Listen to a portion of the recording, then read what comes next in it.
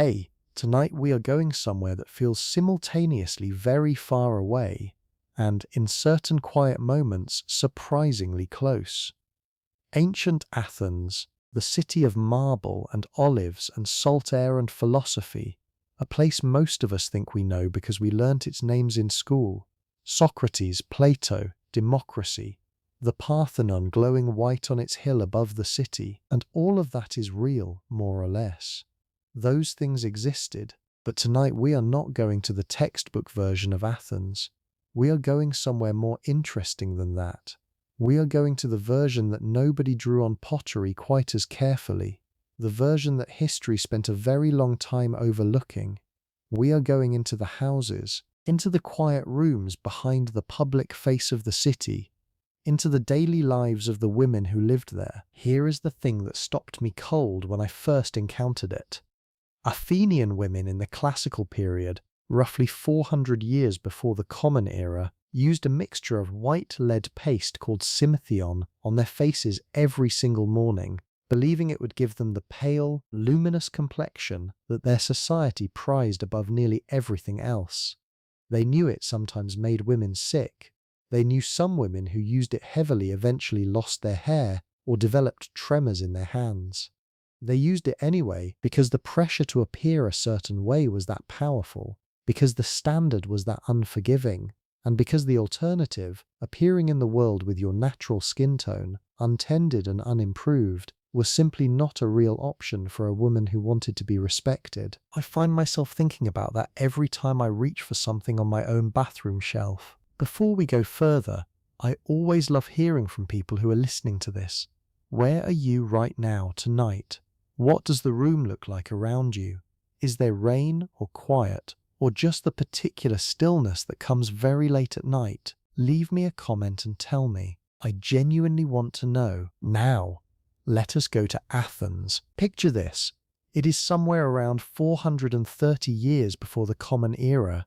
The sun has not yet risen over the Acropolis, but the sky above the hill is already shifting, pulling back from black into something closer to the color of dark grey linen. Below the hill, the city breathes. The streets are narrow and unpaved for the most part, and they smell of the things that narrow, unpaved streets in ancient cities have always smelled of. Dust and animal dung, and the faint sweetness of bread just beginning to bake. And underneath it all, the distant salt of the sea, which is never truly far away in Athens. In the houses along those streets, the day has already started for the women inside. Not the grand civic day of the agora, the marketplace and meeting ground where the men will gather later to argue about politics and philosophy and the price of fish. That day belongs to them, at least officially. The day that starts before dawn, the day of fire and water and the management of everything that keeps life running smoothly. That day belongs to the women. Let us follow one of them. Her name, and this is something worth sitting with for a moment, is almost certainly lost to us. Athenian women of the classical period rarely appear in the historical record with their own names. They appear as someone's wife, someone's daughter, someone's mother. The women whose names we know from ancient Athens are almost exclusively the heterae, the educated courtesans who occupied an entirely different social position, and the occasional mythological figure. The ordinary women, the wives and daughters of citizens, moved through their world in a kind of official namelessness that the historical record faithfully reproduced. So let us call her something. Let us call her Muren, which is an actual Athenian woman's name from this period, found in inscriptions and records. Muren. It means something like myrtle, the fragrant plant that Greeks associated with Aphrodite and with bridal ceremonies. It is a small, lovely name, and she deserves one. Marine is awake before the sun. She is, let us say, about 22 years old, which in Athens in the classical period means she is not a young wife. She has been married for perhaps 5 or 6 years, since she was 15 or 16, which was the typical age for marriage among citizen women. She has at least one child, perhaps 2, and she runs a household of moderate prosperity. Her husband is not wealthy but is comfortably situated, a craftsman or a merchant perhaps, someone who owns a small workshop, This means that Marine has a slave or two to help her, not a luxury in the ancient world, but a standard feature of even middling households, and that she herself is not required to go out and fetch water from the public fountain, though she might supervise the slave who does. Her house is what the Greeks called an oikos. This word is the root of our word economy, which tells you something interesting about how the ancient world understood the relationship between the household and the larger systems of value. The oikos was not just a house, it was the fundamental unit of Athenian society, the thing that had to function for everything else to function, and Marina is its manager, its centre, its chief operator in all practical senses. The house itself is built around a central courtyard, open to the sky. The rooms face inward toward this courtyard, rather than outward toward the street, which is the opposite of how we tend to think about houses today. This inward orientation is not accidental. It reflects everything about the position of women in Athenian life. The street is public, the courtyard is private. The street belongs to men. The courtyard and everything organized around it belongs to Myrine. The walls are plastered and painted, mostly in warm earth tones, ochre, terracotta, a dusty red. The floor is packed earth in the simpler rooms and terracotta tile in others. There are wooden doors but no glass in the windows, which are small and set high in the walls for security and for shade against the brutal Greek summer heat. The light inside is mostly the soft, indirect light that filters through the courtyard. It smells of olive oil. This is the first thing to understand about the sensory world of an Athenian household. Olive oil is everywhere. It burns in the clay lamps that provide light after dark. It is used in cooking, in cleaning, in bathing, in the preservation of food, in religious offerings, in the anointing of the body, in the preparation of medicines. The smell of a Greek household is the smell of olive oil, clean and faintly grassy, slightly warm, and underneath it the smell of wool, because there is always wool somewhere in the house. Wool being stored, wool being worked, wool drying after washing, and the smell of the courtyard herbs, because Marina keeps small clay pots of herbs near the central altar. Marjoram, thyme, something lemony that she uses in cooking. This is where her day begins. She rises from her sleeping mat, not a bed as we understand it, but a wooden frame strung with leather or rope and topped with a wool mattress stuffed with reeds or dried grass, covered in a linen sheet and, in winter, a heavier wool blanket. Her husband has already gone, or is preparing to go, to whatever the day holds for him in the masculine world of the city. The children are still sleeping in their corner of the room. The slave who sleeps near the doorway stirs as Myrine rises. The first thing she does, before anything else, is tend to the household altar. This is something we tend to skip over when we think about ancient daily life, partly because we are so secular now that it can be hard to imagine what genuine everyday devotion looked like in practice. But for Myrine, the relationship with the gods is not a once-a-week formal affair, not something that happens in a temple on a special occasion. It is woven into the structure of every single day. The household altar, a small raised platform or niche with a clay image of Hestia, goddess of the hearth, perhaps alongside images of Zeus Chasios, protector of the household stores, is the center of domestic life in a way that has no modern equivalent unless you understand it as something between a shrine and a utility room. Myrine tends this altar first. She adds a small portion of the previous evening's food as an offering. She pours a small libation of water or diluted wine. She lights the lamp if it has gone out in the night. She says something, a prayer, or something more like an acknowledgement, a greeting to the presence that keeps the household safe. This takes only a few minutes, but it sets the tone for everything that follows.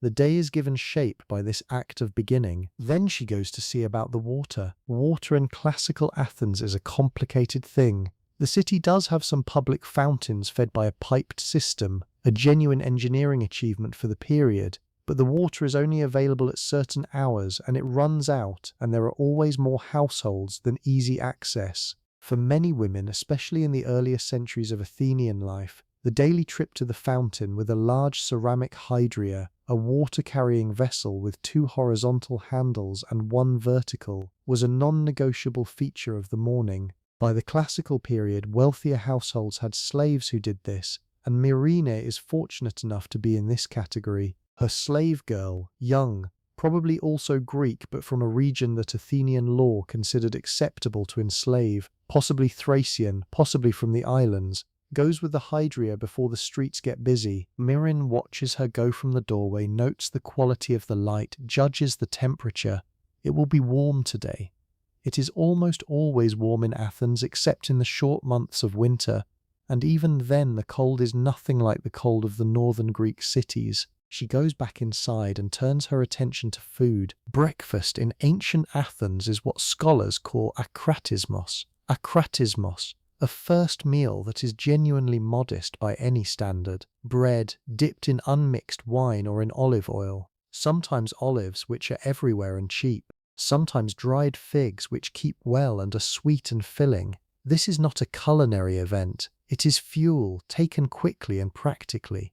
The main meal of the day, the deipnon, comes in the evening, and for citizens who can afford it, there may be an ariston, a midday meal, as well. But the morning is not for elaborate cooking.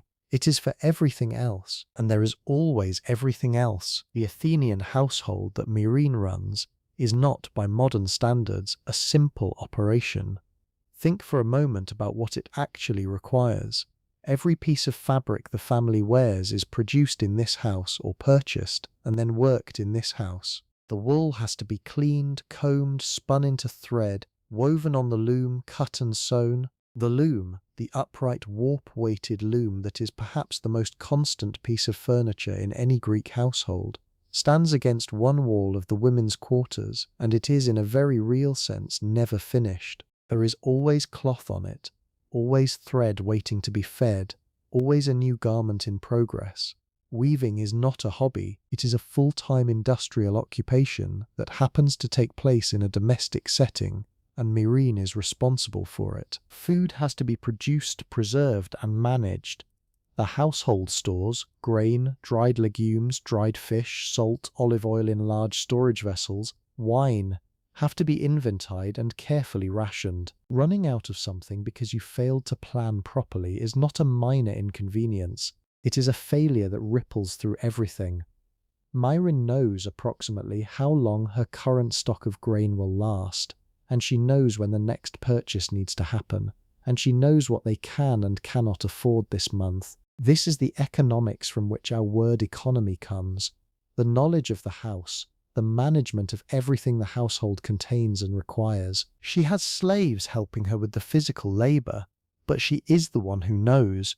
She is the one who plans. There is something in that worth sitting with for a long moment. The standard historical narrative about women in ancient Athens focuses almost entirely on their restrictions, and those restrictions are real, and we will absolutely talk about them tonight. But inside the house, inside the oikos that was their designated and defined world, Athenian women of the citizen class held genuine authority.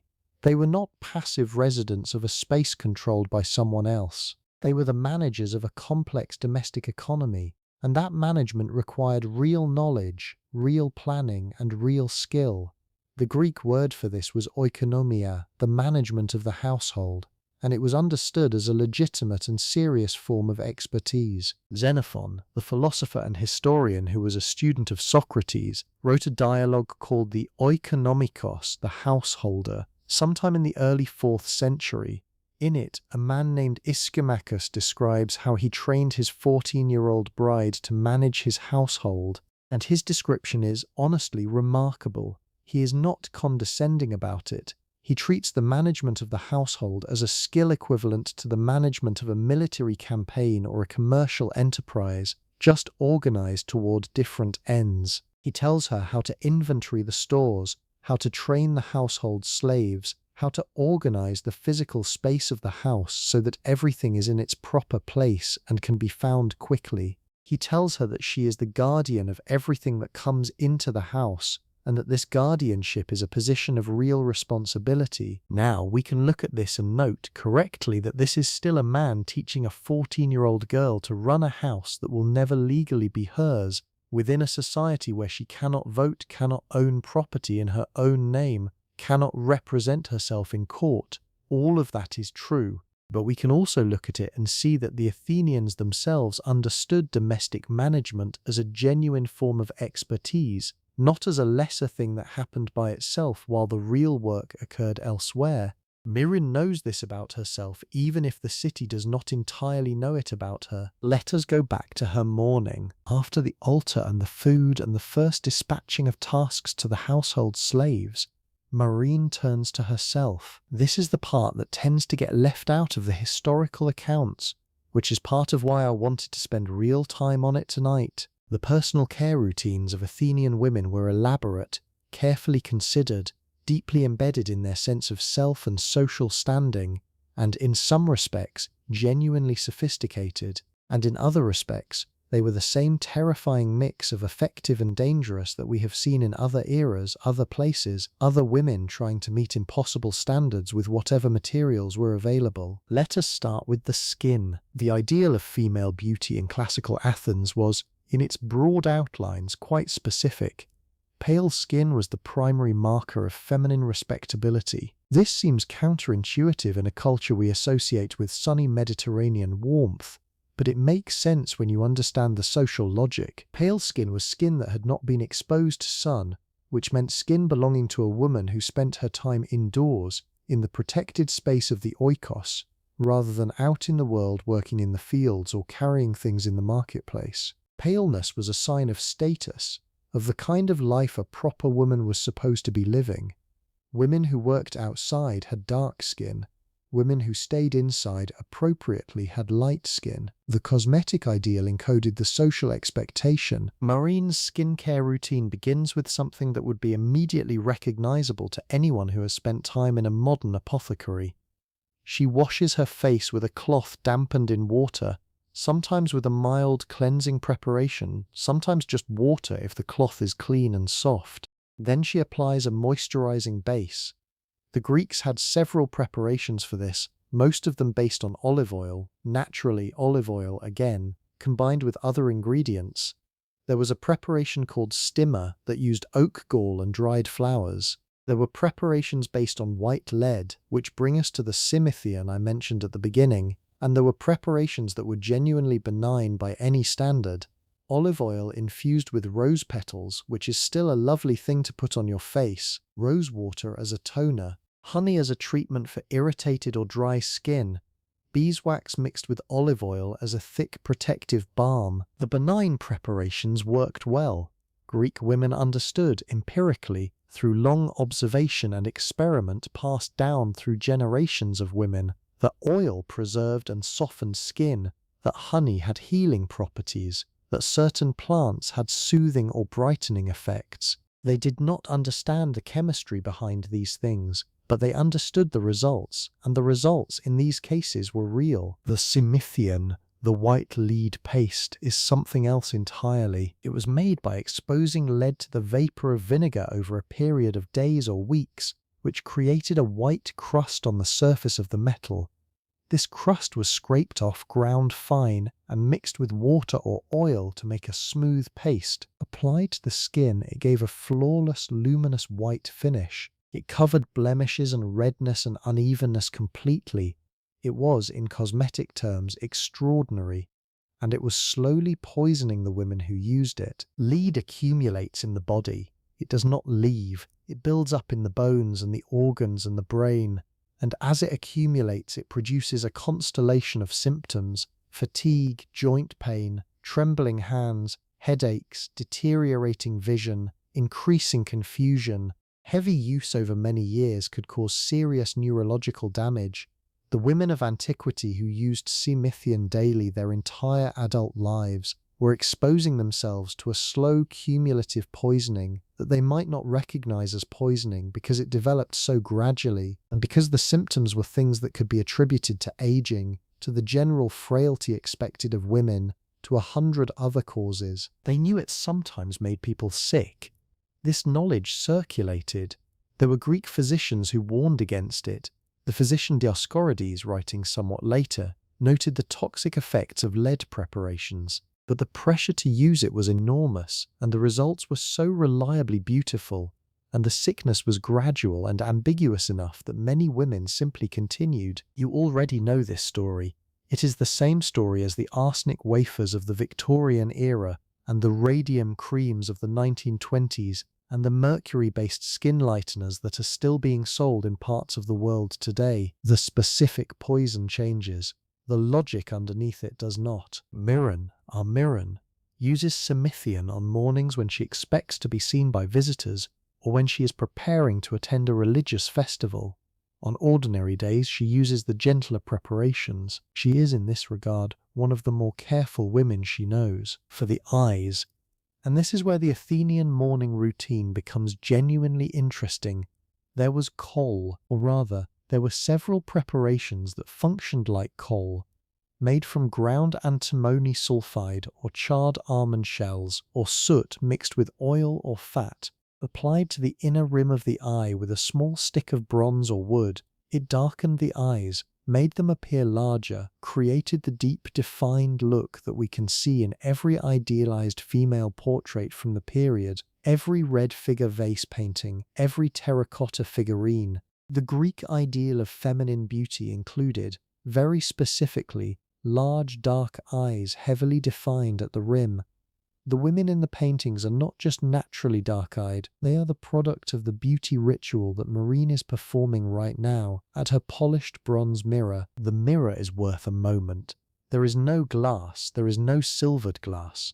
What Mirren uses is a disc of polished bronze, held in one hand or propped at an angle perhaps 6 inches across. The reflection it gives is not crisp. It is slightly warm in tone, slightly wavering, like looking at yourself in still water with a hint of amber in it.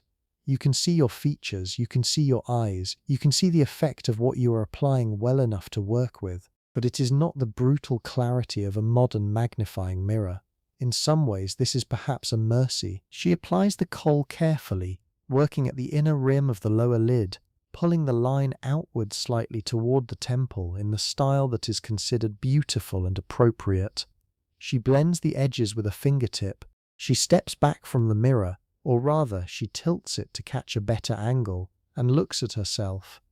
This moment, the moment of self-assessment in the mirror, is one of the few genuinely private moments in a life that is structured around other people and other purposes. No one is watching. No one is advising. For these few minutes, she is simply herself, looking at herself, deciding. Then she puts down the mirror and goes back to the household. The hair. Athenian women's hair in the classical period was not worn loose. Loose hair on a woman in public was the sign of mourning or madness or extreme dishevelment. It communicated something wrong. The normal, appropriate, respectable wear for women's hair was arranged, pinned, contained. This could mean a simple knot at the back of the neck. It could mean elaborate arrangements of braids pinned up with bone or bronze hairpins. For formal occasions, it could mean quite complex structures built with the help of a slave who was practiced in the art. For ordinary mornings at home, it was simpler, braided or wound and secured. The care of the hair involved washing with preparations based on wood ash lye, which sounds harsh but actually functions as a reasonable alkaline cleanser, softened with oil afterward. There were preparations made from herbs, myrtle berries, which have a mild conditioning effect, rosemary steeped in oil, ground fenugreek paste. The Greeks were not without sophistication when it came to hair care. They observed that certain plant preparations made hair softer, shinier, more manageable. They incorporated those preparations into the weekly routine of washing and conditioning. Miriam washes her hair every few days, not daily. Water is too precious for that kind of casual use, and the preparations involved take time.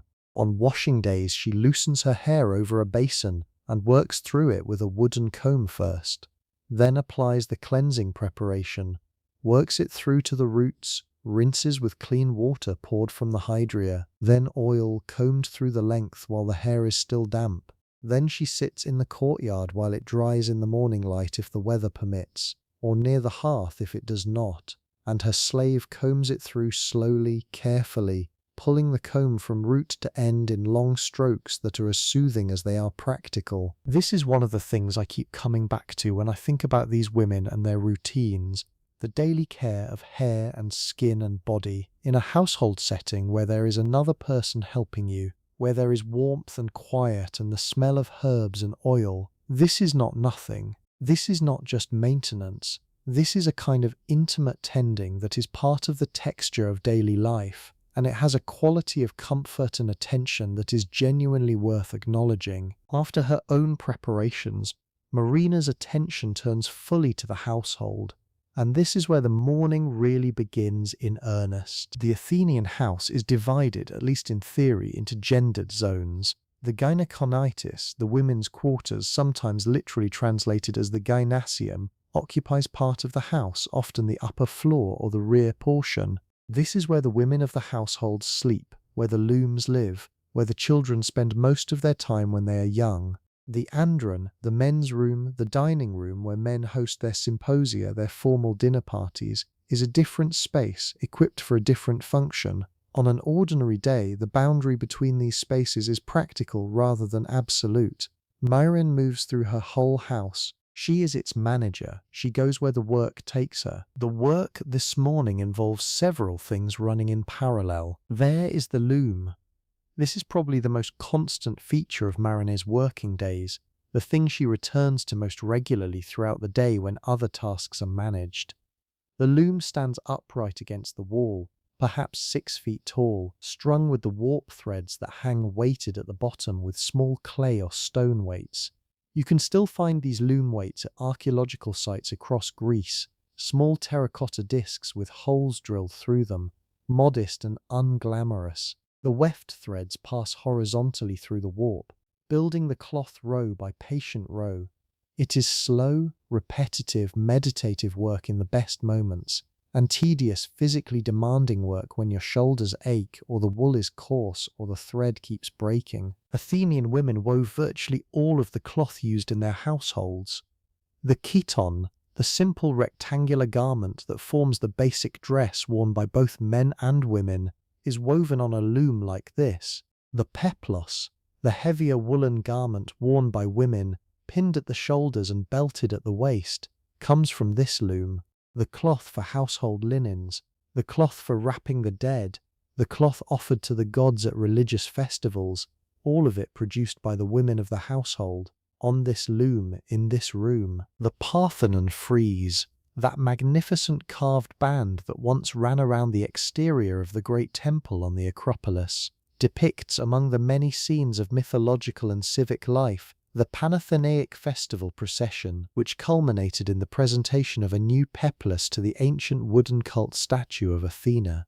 This peplos was woven by a group of selected Athenian girls called the Araphori and Ergostini, who began the work 4 years before each great Panathenaea festival. The cloth was not just cloth. It was a demonstration of Athenian women's skill and devotion, and the centrality of that skill to the religious life of the city. Athena herself, the patron goddess, the goddess of wisdom and war and crafts, was also the goddess of weaving. The most honored woman in Athens could demonstrate her virtue through the quality of her cloth. Marin is not weaving a peplos for the goddess this morning.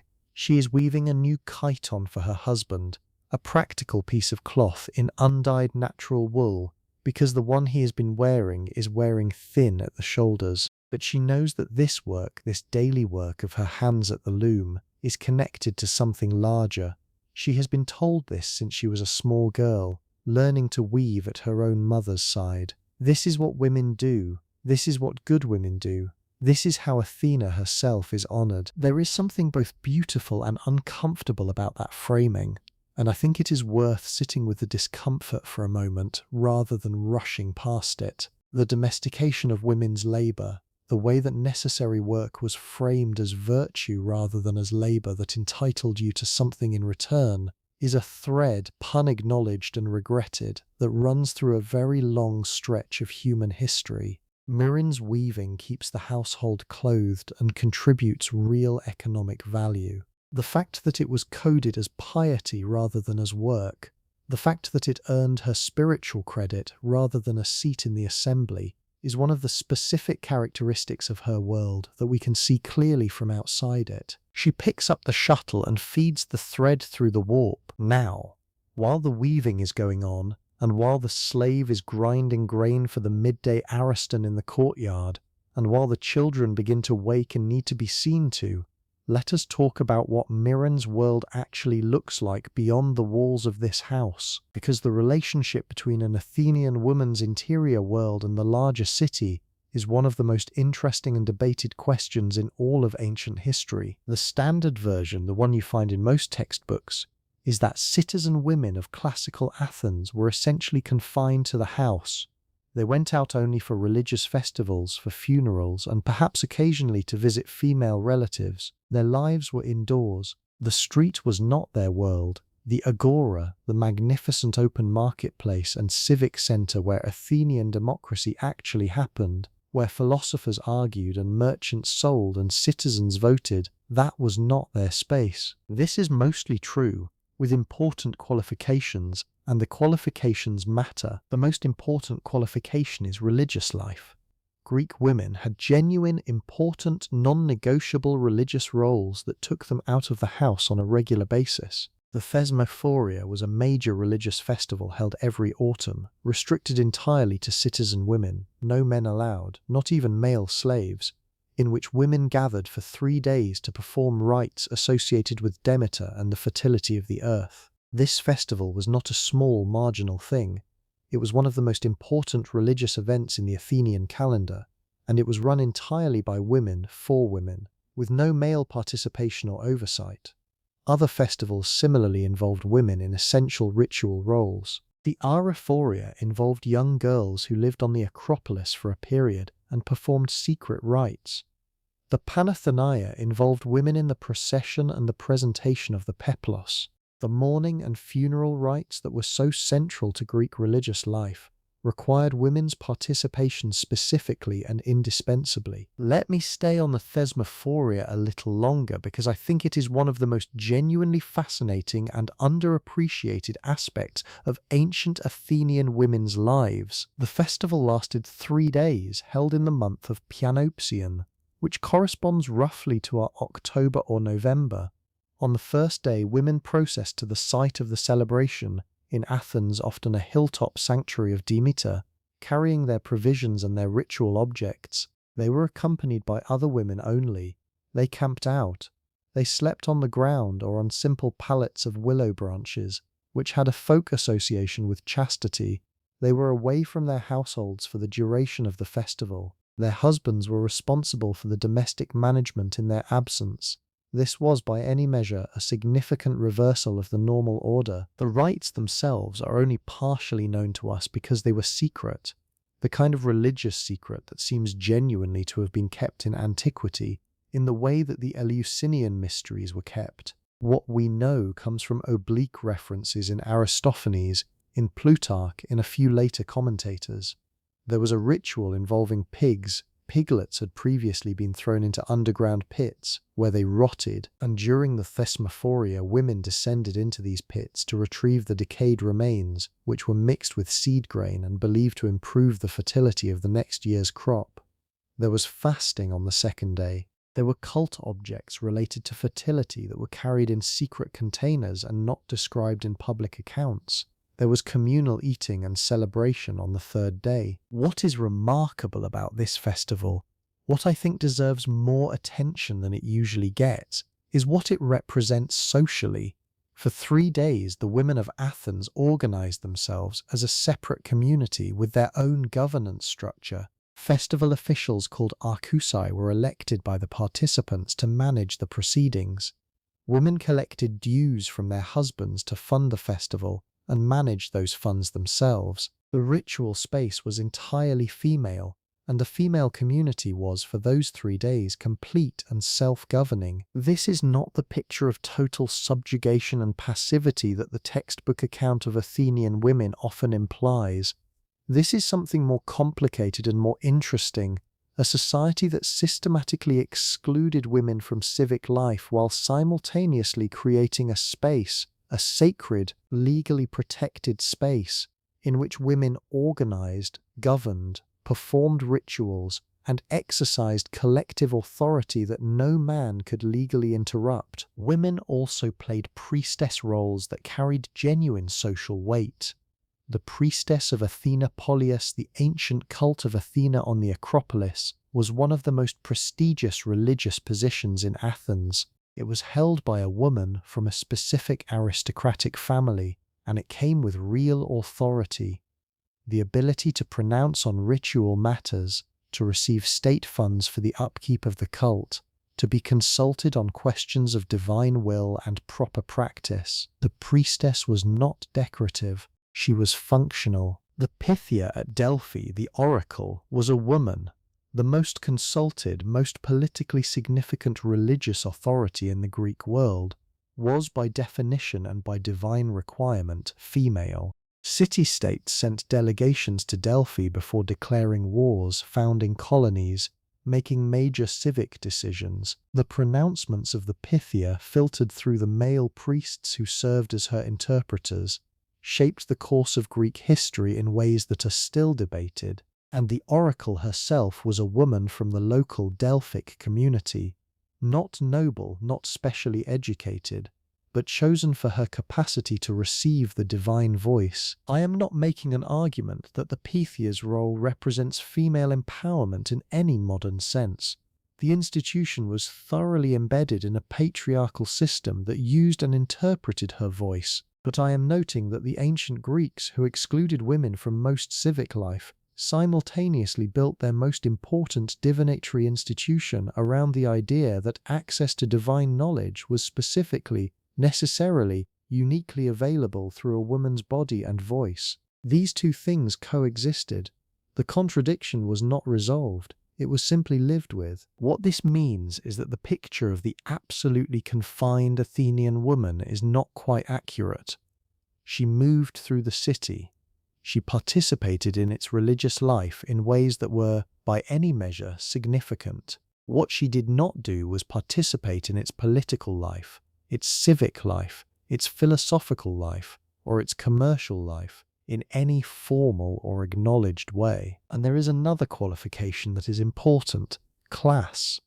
The ideal of the secluded wife, carefully kept within the domestic sphere, was explicitly an aristocratic ideal. Wealthy women could afford the luxury of non-exposure. Poor women could not. A woman whose husband was a day labourer or a small farmer could not stay home while the household needed things from the market, could not wait indoors while there was work to be done outside. Working-class women in Athens went to the market, carried things, worked alongside their husbands in workshops, contributed visibly and practically to the household's economic survival in ways that wealthier women were not required to do, and were in fact ideologically discouraged from doing. The ideal of the secluded, pale-skinned, loom-tending wife was exactly that, an ideal, a standard that encoded class as much as it encoded gender. Myrrhine, with her modest household and her one or two slaves, sits somewhere in the middle of this spectrum. She is not wealthy enough to be a purely domestic figurehead. She is not poor enough to be pushed fully into the visible economy. She manages from inside mostly. She goes out when she needs to. She navigates the distance between the ideal and the practical in the way that most women in most eras have always navigated it, by being flexible about it without making a philosophical argument. Let us follow her when she does go out. The streets of Athens in the morning are genuinely busy. Not busy in a modern city way, no engines, no horns, no sirens, but full of sound and movement and the particular organized chaos of a pre-industrial city going about its business. The narrow lanes between the mud brick and plaster walls echo with voices, with the sound of donkey hooves on unpaved ground, with the clatter of a workshop somewhere nearby. Smiths and potters and tanners tend to cluster in certain neighborhoods, and their workshops open directly onto the street, which means that as you walk through Athens, you move through layers of sound and smell. The sharp metallic ring of a hammer on bronze, the choking smoke from a tannery, the warm bread smell from a baker's doorway. Marine wraps herself in her himation, the large rectangular outer garment that functions something like a shawl, pulled up over the back of her head when she is on the street. This is the appropriate street dress for a respectable woman. The himation provides both warmth and, critically, a degree of visual containment. A woman on the street in her good wool himation, face slightly averted from the gaze of men, moving with purpose and without lingering, this is correct behavior. This is a woman whose husband has nothing to worry about. The clothing itself is worth spending a little time on because it is genuinely interesting and because the way people dress is always at every level an argument about who they are and who they are supposed to be. The basic garment worn by Athenian women was the chiton, the cloth Marine has been weaving on that loom for the past several weeks. A large rectangle of fabric, typically linen in summer and finer wool in the cooler months, pinned or sewn at the shoulders and belted at the waist. A simple chiton is actually a very elegant piece of clothing. When made from fine, lightweight linen that has been properly finished and washed until it is soft, it drapes beautifully, moves easily with the body, is genuinely comfortable in warm weather, and requires very little structural skill to make, which is partly why it is so ubiquitous. The complexity is in the finishing, the evenness of the weave, the quality of the fibre, the particular way the folds are arranged when you belt it. Over this, in cooler weather or when formality requires it, Athenian women wore the peplos, a heavier woolen garment, usually undyed or dyed in a natural colour, pinned at both shoulders with fibulae, the ancient equivalent of a safety pin, except that they were often genuinely beautiful objects in themselves, made of bronze or silver or occasionally gold in the wealthiest households, sometimes decorated with small figured designs. Losing a fibula was irritating in the way that losing a button is irritating now, with the added complication that fibulae were both fastening devices and small pieces of jewellery, and replacing them required a trip to the metalworker. The colours available to Marine's household are determined by what dyes are accessible in Athens in the 5th century, and they are actually quite beautiful.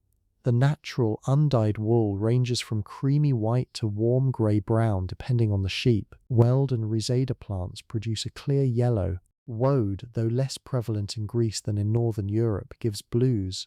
The most dramatic and famous dye of the ancient Mediterranean is Tyrian purple, produced from the crushed bodies of murex sea snails, an extraordinarily laborious process that required enormous quantities of snails to produce very small amounts of dye, which is why Tyrian purple was effectively the most expensive substance in the ancient world by weight, more expensive than gold for equivalent quantities. Purple clothing in antiquity was not a colour preference, it was a declaration of extraordinary wealth. It is why purple became the colour of royalty and of the highest ecclesiastical offices, because for most of human history only the richest people on earth could afford to wear it. Marine does not own anything purple. Her household's palette runs to the creamy natural tones of undyed wool and linen, with perhaps a belt or a trim in the mild blue-green that can be achieved with relatively accessible plant dyes. She has one chiton in a warm saffron yellow dyed with weld that she wears on festival days. It is her good dress, the equivalent of whatever the best dress in your own wardrobe represents to you. When she takes it out of storage and shakes it smooth and puts it on, she feels the difference. The colour changes the room around her. Footwear. This is where I want to dwell for a moment because it is one of those small physical details that tells you a great deal about the texture of daily life.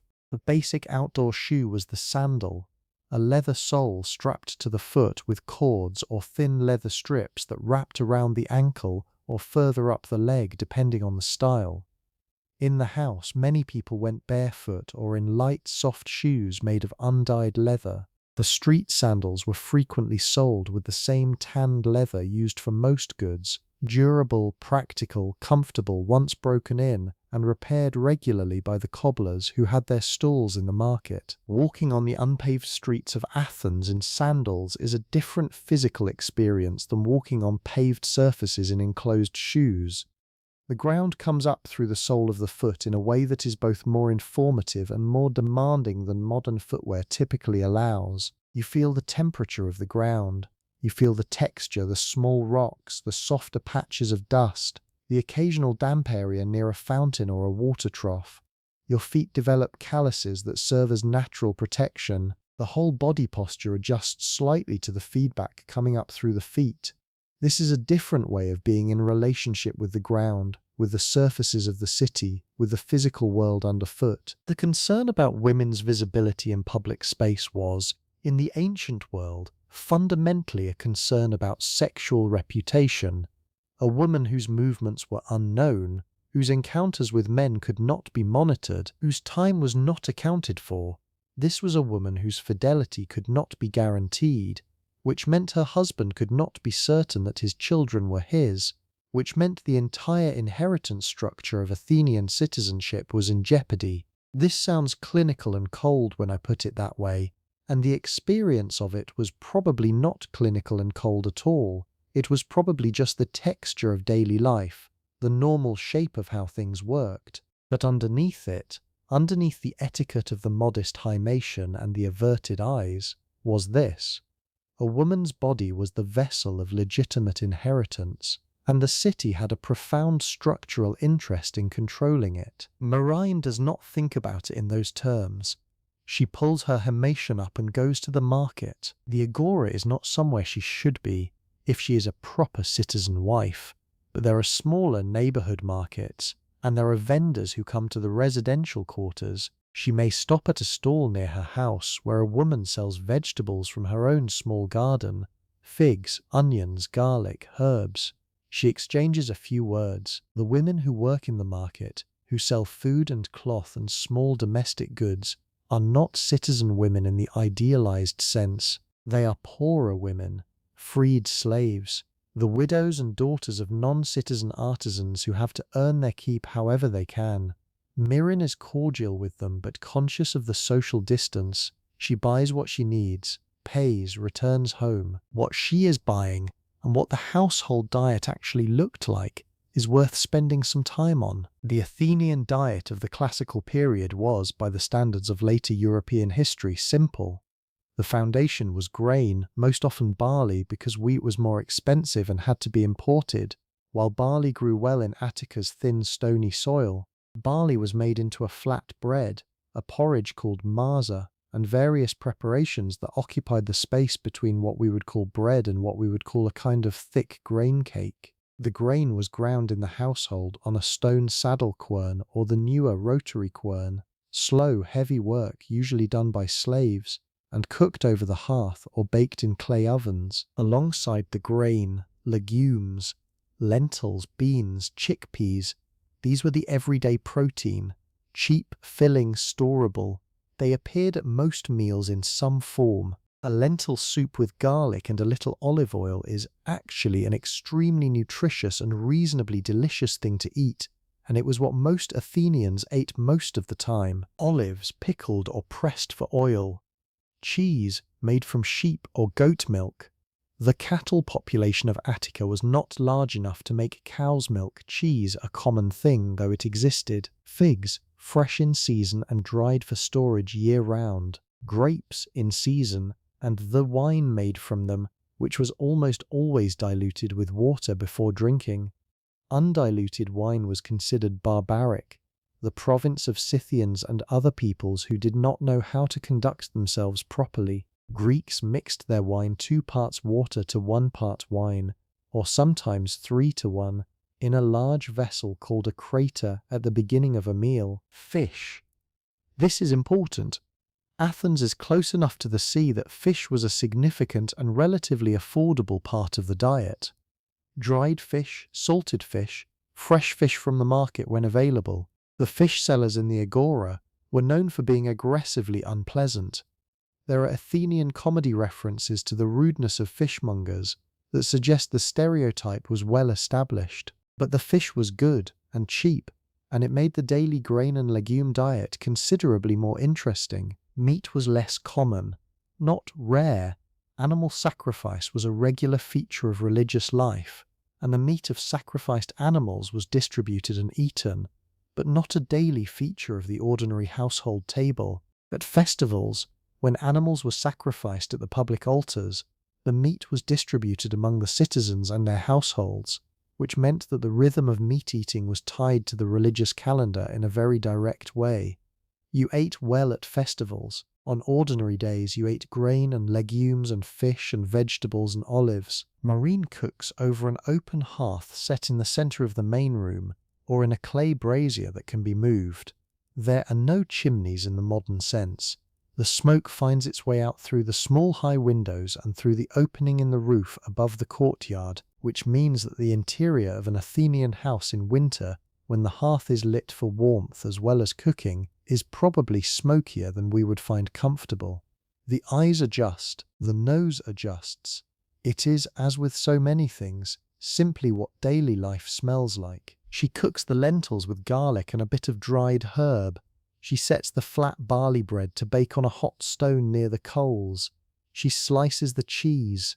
She arranges the olives in a small clay bowl. This is the ariston, the midday meal, and it is ready when the sun has climbed high enough that the courtyard shadow has retreated to the far wall. Her husband, if he comes home for the midday meal, eats with her in the courtyard. If he does not, if he is staying in the city eating at a tavern or with associates, she eats with the children and the slave in the same courtyard, in a slightly more relaxed version of the same meal. The eating arrangements in an ordinary Athenian household were less formally segregated by gender than the social ideology might suggest, at least on daily basis. The formal separation happened at the symposium, the dinner party where men reclined and drank and talked philosophy, while women, if they were present at all, were either slaves serving the wine or heterae entertaining the guests, not wives, not daughters, not the women of the household. The symposium deserves its own moment, because it is one of the things about Athenian life that is most fascinating and most genuinely strange to modern sensibilities. The word symposium means simply drinking together. It was the fundamental social institution of Athenian upper-class male life, a gathering of men, reclining on couches arranged around the walls of the andron, sharing wine and conversation and intellectual argument and, often, poetry and music. The Platonic dialogues that are the foundation of Western philosophy, the Republic, the Phaedo, the Symposium itself, are almost all set at these gatherings. The great ideas of ancient thought were worked out over diluted wine at dinner parties from which women were excluded, and the heterae, the educated, independent women who were not wives, not slaves, not respectable in the conventional sense, but who were sometimes the intellectual and social equals of the men they accompanied. They were there. Aspasia of Miletus, the companion of Pericles, the most powerful man in Athens during the golden age of the democracy, is said to have been such a brilliant conversationalist and rhetorician that Socrates brought his students to hear her speak. She taught him, by his own account, something about the art of persuasion. She appears in Plato, and in the comedies and in the history of Thucydides, a woman without citizen status who seems to have mattered intellectually in ways that 1,000 proper citizen wives, confined to their proper households, never did and never would by design. The system was built that way. Women of the citizen class were supposed to weave and tend the household gods and bear children and remain in the gynececium. Women who refused that role, who moved in the intellectual and social world of men, did so by stepping outside the category of respectable citizen wife entirely, which meant giving up the protection and social position that category conferred. The choice was not between freedom and confinement. It was between confinement with protection and movement without it. Myrrhine, on her ordinary morning, does not think about Aspasia. She probably knows who Aspasia is, in the vague way that anyone who lives in a city knows the names of its famous and infamous residents. She may have an opinion about her, but Aspasia is not her world. Her world is this house, this courtyard, this loom, these children. Let us talk about the children. Myrrhine has a son, let us say, of perhaps 4 years old, and a daughter of 2. The son, in a few years, will begin to be drawn out into the masculine world. He will be sent to a teacher. He will learn letters and music and gymnastics.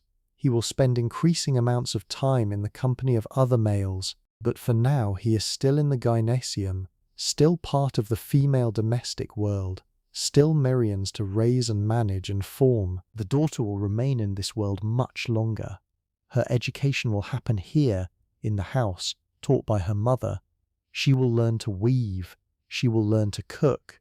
She will learn to manage a household economy. She will learn the religious observances and the prayers and the names of the household gods. She will, in some years, be educated enough to manage a household of her own, and not educated enough to participate in anything beyond it. This is not a failure, this is the plan. And yet, the women of ancient Athens were not illiterate, at least not all of them. There is evidence that at least some women of the citizen class could read and write, though this was not systematically taught or universally expected. Women composed poems. Sappho, from the island of Lesbos, was known and celebrated throughout the Greek world as one of the greatest lyric poets of her age. And while Lesbos is not Athens, there is no reason to believe that the capacity for literary creation was uniquely distributed to island women. Women participated in religious life in ways that required them to know and remember long ritual texts. The picture of total female illiteracy in classical Athens is probably an exaggeration, though the picture of systemic, formal female education is clearly wrong. Marina can read a little. She learnt enough from a literate slave in her father's house to manage household accounts. She can read the marks that indicate quantities and prices. She may be able to read a simple inscription. Whether she can read the poetry inscribed on the drinking cups that her husband brings home from a symposium is a different question, and the answer is probably not with great ease, but she knows the stories. This is the thing about oral culture that is so easy to miss when you come from a world saturated with text. The myths, the poems, the histories, the religious narratives that form the intellectual and spiritual world of Athens. She knows these not from reading them, but from hearing them, from the festivals and the rituals and the stories told at the hearth and the snippets of song that filter through from everywhere. The Iliad and the Odyssey were recited publicly and regularly and were as much a part of the cultural air as anything can be. She knows Penelope's story, the patient wife at her loom, unweaving every night what she wove during the day, holding off the suitors, waiting for Odysseus to come home. Whether she finds that story comforting or quietly grim might depend on the day. The afternoon in Myrron's house is the deep domestic hours. This is when the serious weaving happens, when the children sleep in the heat of the day in the way that Greek children, like children everywhere in hot climates, have always slept in the afternoon. The courtyard is warm and the house is quiet, and the sound of the loom shuttle is a kind of metronome for the afternoon. The warp threads catch the light. The cloth grows by the length of a hand, then another. These are also the hours for things that require concentration and care. The sorting and carding of raw wool, the mending of garments, the preparation of the more complex foods that take time.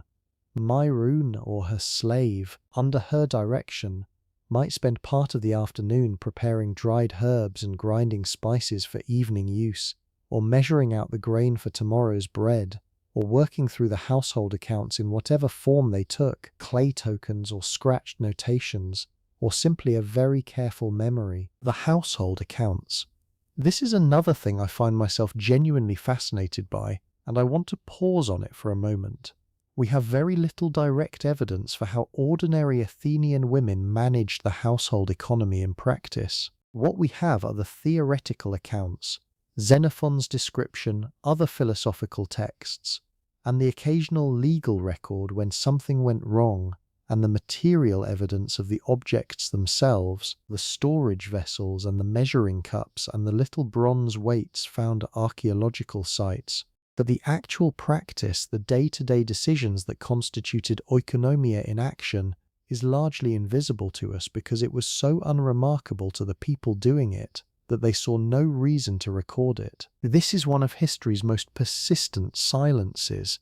the systematic non-recording of the practical knowledge held by women. Not because the knowledge was unimportant, the household was the fundamental economic unit of the society, but because it was considered below the threshold of what was worth writing down. Men wrote. Men wrote about politics and philosophy and war and agriculture and the management of estates. They occasionally wrote about the management of households in the abstract, in the philosophical register, the way Xenophon did. But no Athenian woman wrote down her lentil recipes. No one preserved her inventory of the storage jars. No one kept her letter to her husband asking him to bring home more olive oil. Except that we do have a few things. We have ostraka, the broken pottery shards that were used as scratch paper throughout the ancient world, with women's names and notes on them. We have the evidence of dedications at shrines, offerings left by women asking Aphrodite for help in childbirth, asking Hera for a good marriage, asking Artemis for protection during labor. These are not words, they are objects, but they are voices of a kind. And we have the archaeological evidence of the houses themselves, which tell us something true, that the loom weights are always in the women's quarters, that the cosmetic tools, the alabaster perfume jars, the small bronze mirrors, the needle cases made of bone, cluster in those spaces, that the storage areas with their ranked amphorae of oil and wine were accessible to and managed by the women of the house. The material culture maps the practice, even when the texts are silent about it. Let us return to Myrine as the afternoon moves toward evening and the light in the courtyard begins to change. The preparation for the evening meal begins a couple of hours before sunset. This is the deibonon, the main meal of the day, and it is the center of the household's evening. If there are guests, which for a household of this level of prosperity would not be a nightly occurrence but might happen several times a week, then the preparation is more involved. If it is just the household, the meal is simpler but still the most substantial of the day. Fish when she has it. Tonight she has a small piece of salted fish that she has soaked in water since mid-afternoon to remove some of the salt. She will cook it with olive oil and garlic and a handful of the herbs from her courtyard pots. There will be bread, this time perhaps a slightly more refined wheat bread mixed with barley flour, shaped into rounds and baked in the clay oven that the slave has been tending. There will be lentils again. Lentils are always on the table in some form, the way potatoes were always on the Victorian working class table, the way rice is always on tables throughout Asia, the reliable starchy base around which everything else is arranged. There will be olives in oil and vinegar. If she has managed to get eggs from a neighbor who keeps chickens, there might be eggs. The smell of garlic cooking in olive oil is one of the oldest smells in Western civilization.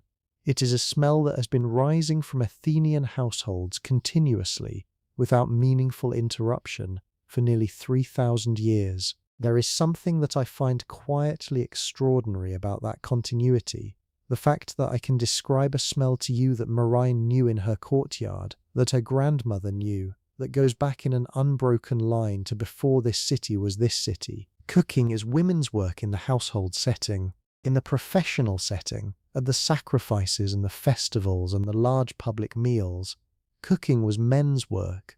Specifically the work of male cooks who were a recognized professional class and could command significant payment for their skills. The domestic professional divide ran along a gender line that is again familiar from later history.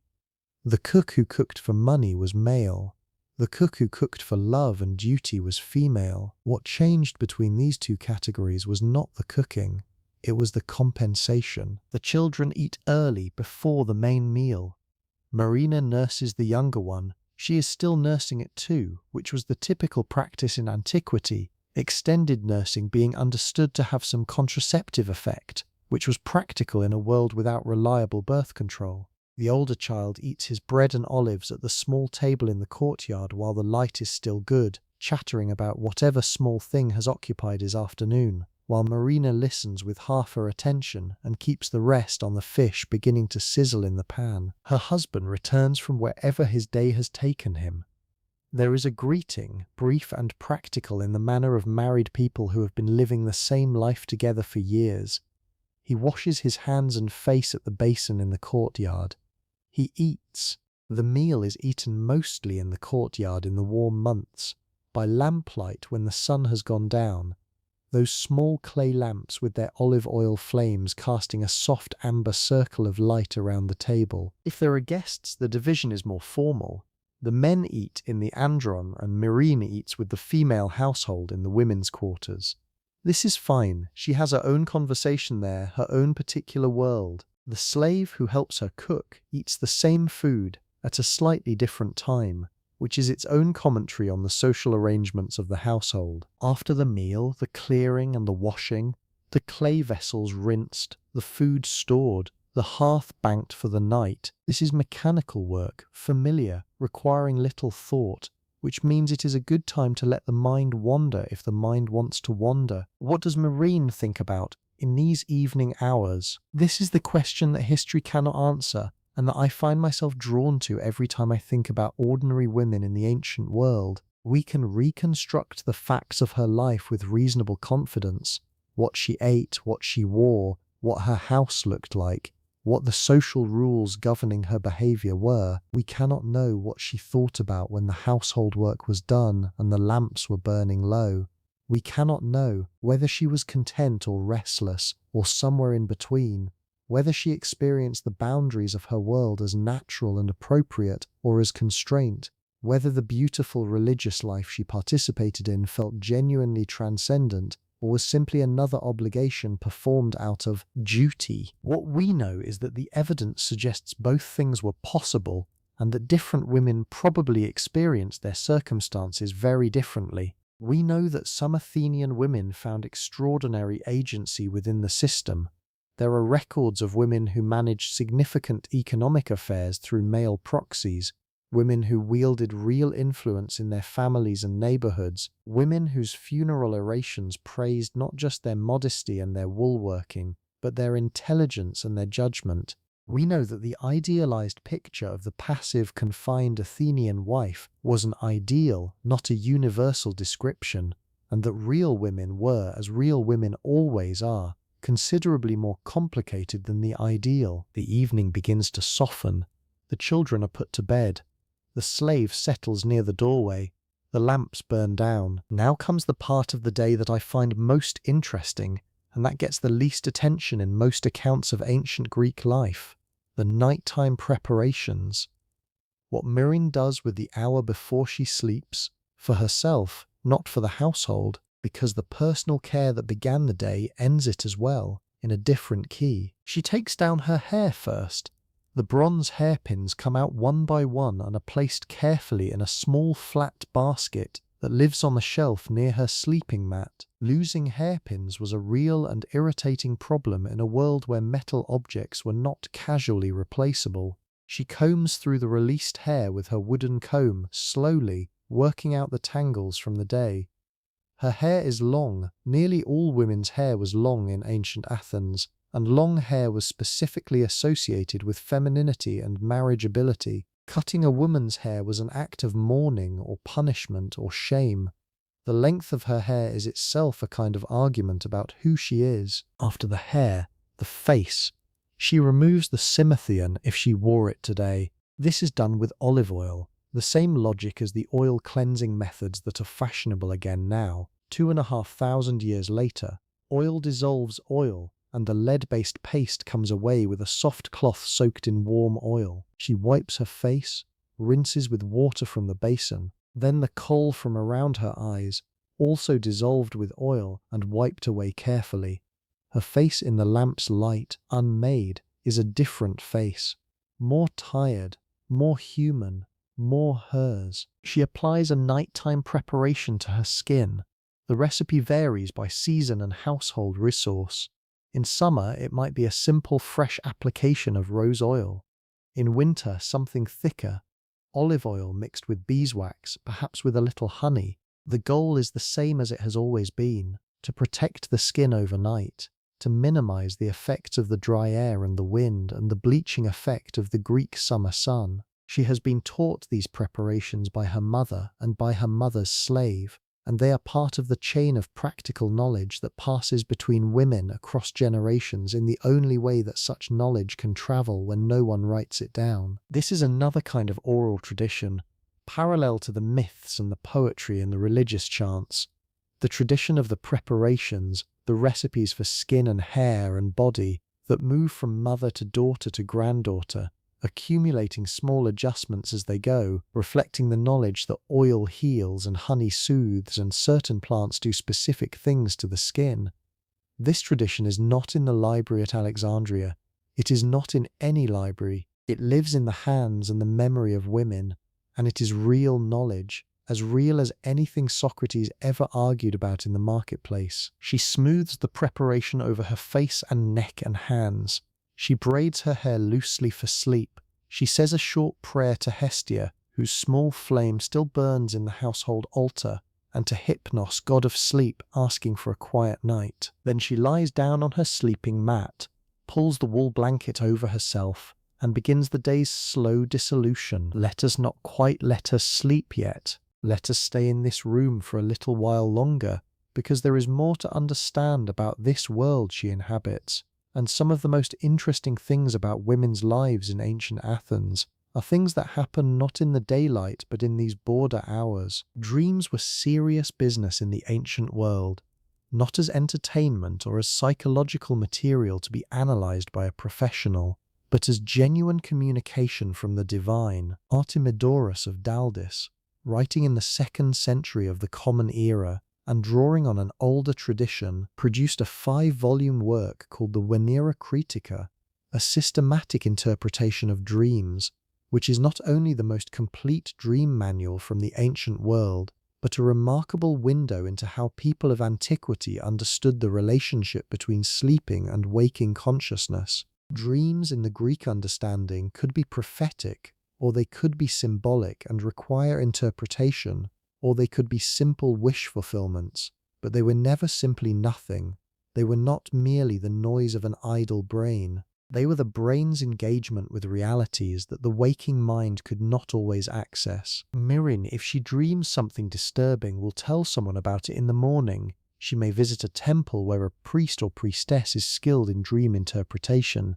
She may take it as a warning or a message that requires some action, a prayer, an offering, a small change in behavior. This relationship to dreaming as a meaningful communicative act rather than as random neural activity is one of the deepest differences between her inner life and ours. But there is something else she does sometimes in these evening hours, something that is attested in the historical record in a way that I find quietly moving. Women visited temples on their own, not only at the great public festivals, but individually and privately, in the way that women have always found private space within the official structures of religion.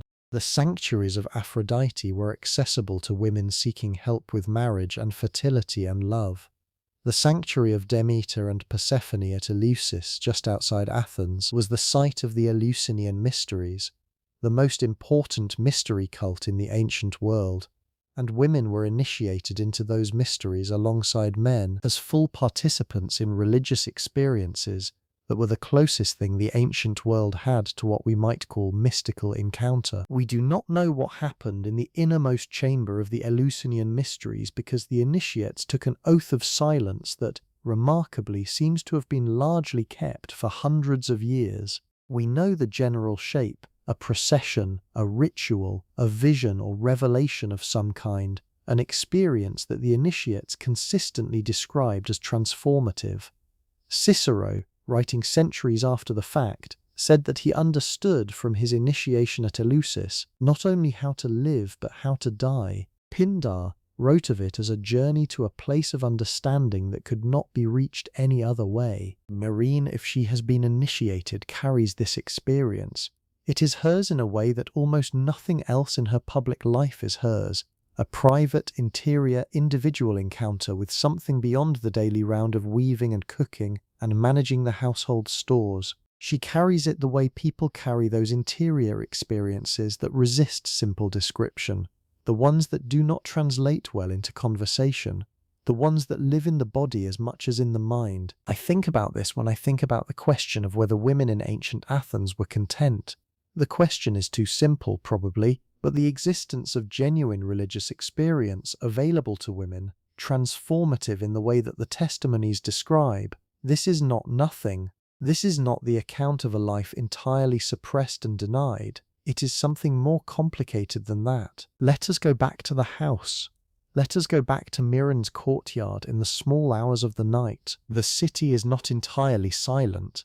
Athens never fully sleeps. There are night watchmen, and there are dogs, and there are the sounds of the occasional late reveller making his way home from a symposium, somewhat unsteady, somewhat loud, very convinced that whatever he has just understood about the nature of the soul is extremely important. There are the sounds of animals. The roosters will begin before dawn, and in the meantime there are dogs and cats and the occasional goat. The sea is not audible from most parts of the city, but on very quiet nights, in the right neighborhoods, if you stand still in your courtyard and do not think about anything else, you might hear the faint suggestion of it. The courtyards of the houses are where the domestic altar burns its small flame through the night.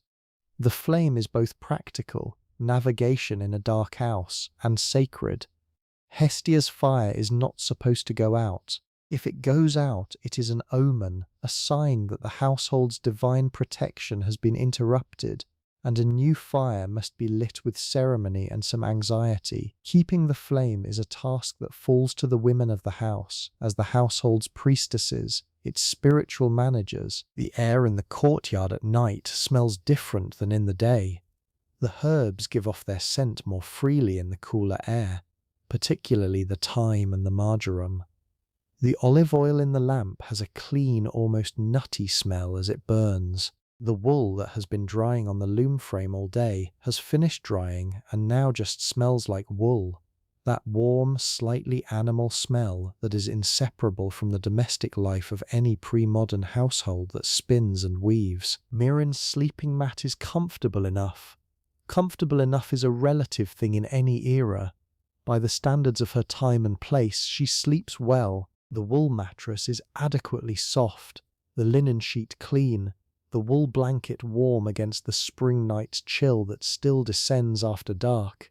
She is tired, genuinely physically tired in the way of people who work with their bodies all day, and sleep comes without much difficulty. The night passes. Let us slow down here in this stretch of the evening that follows the clearing of the meal and precedes the deeper night.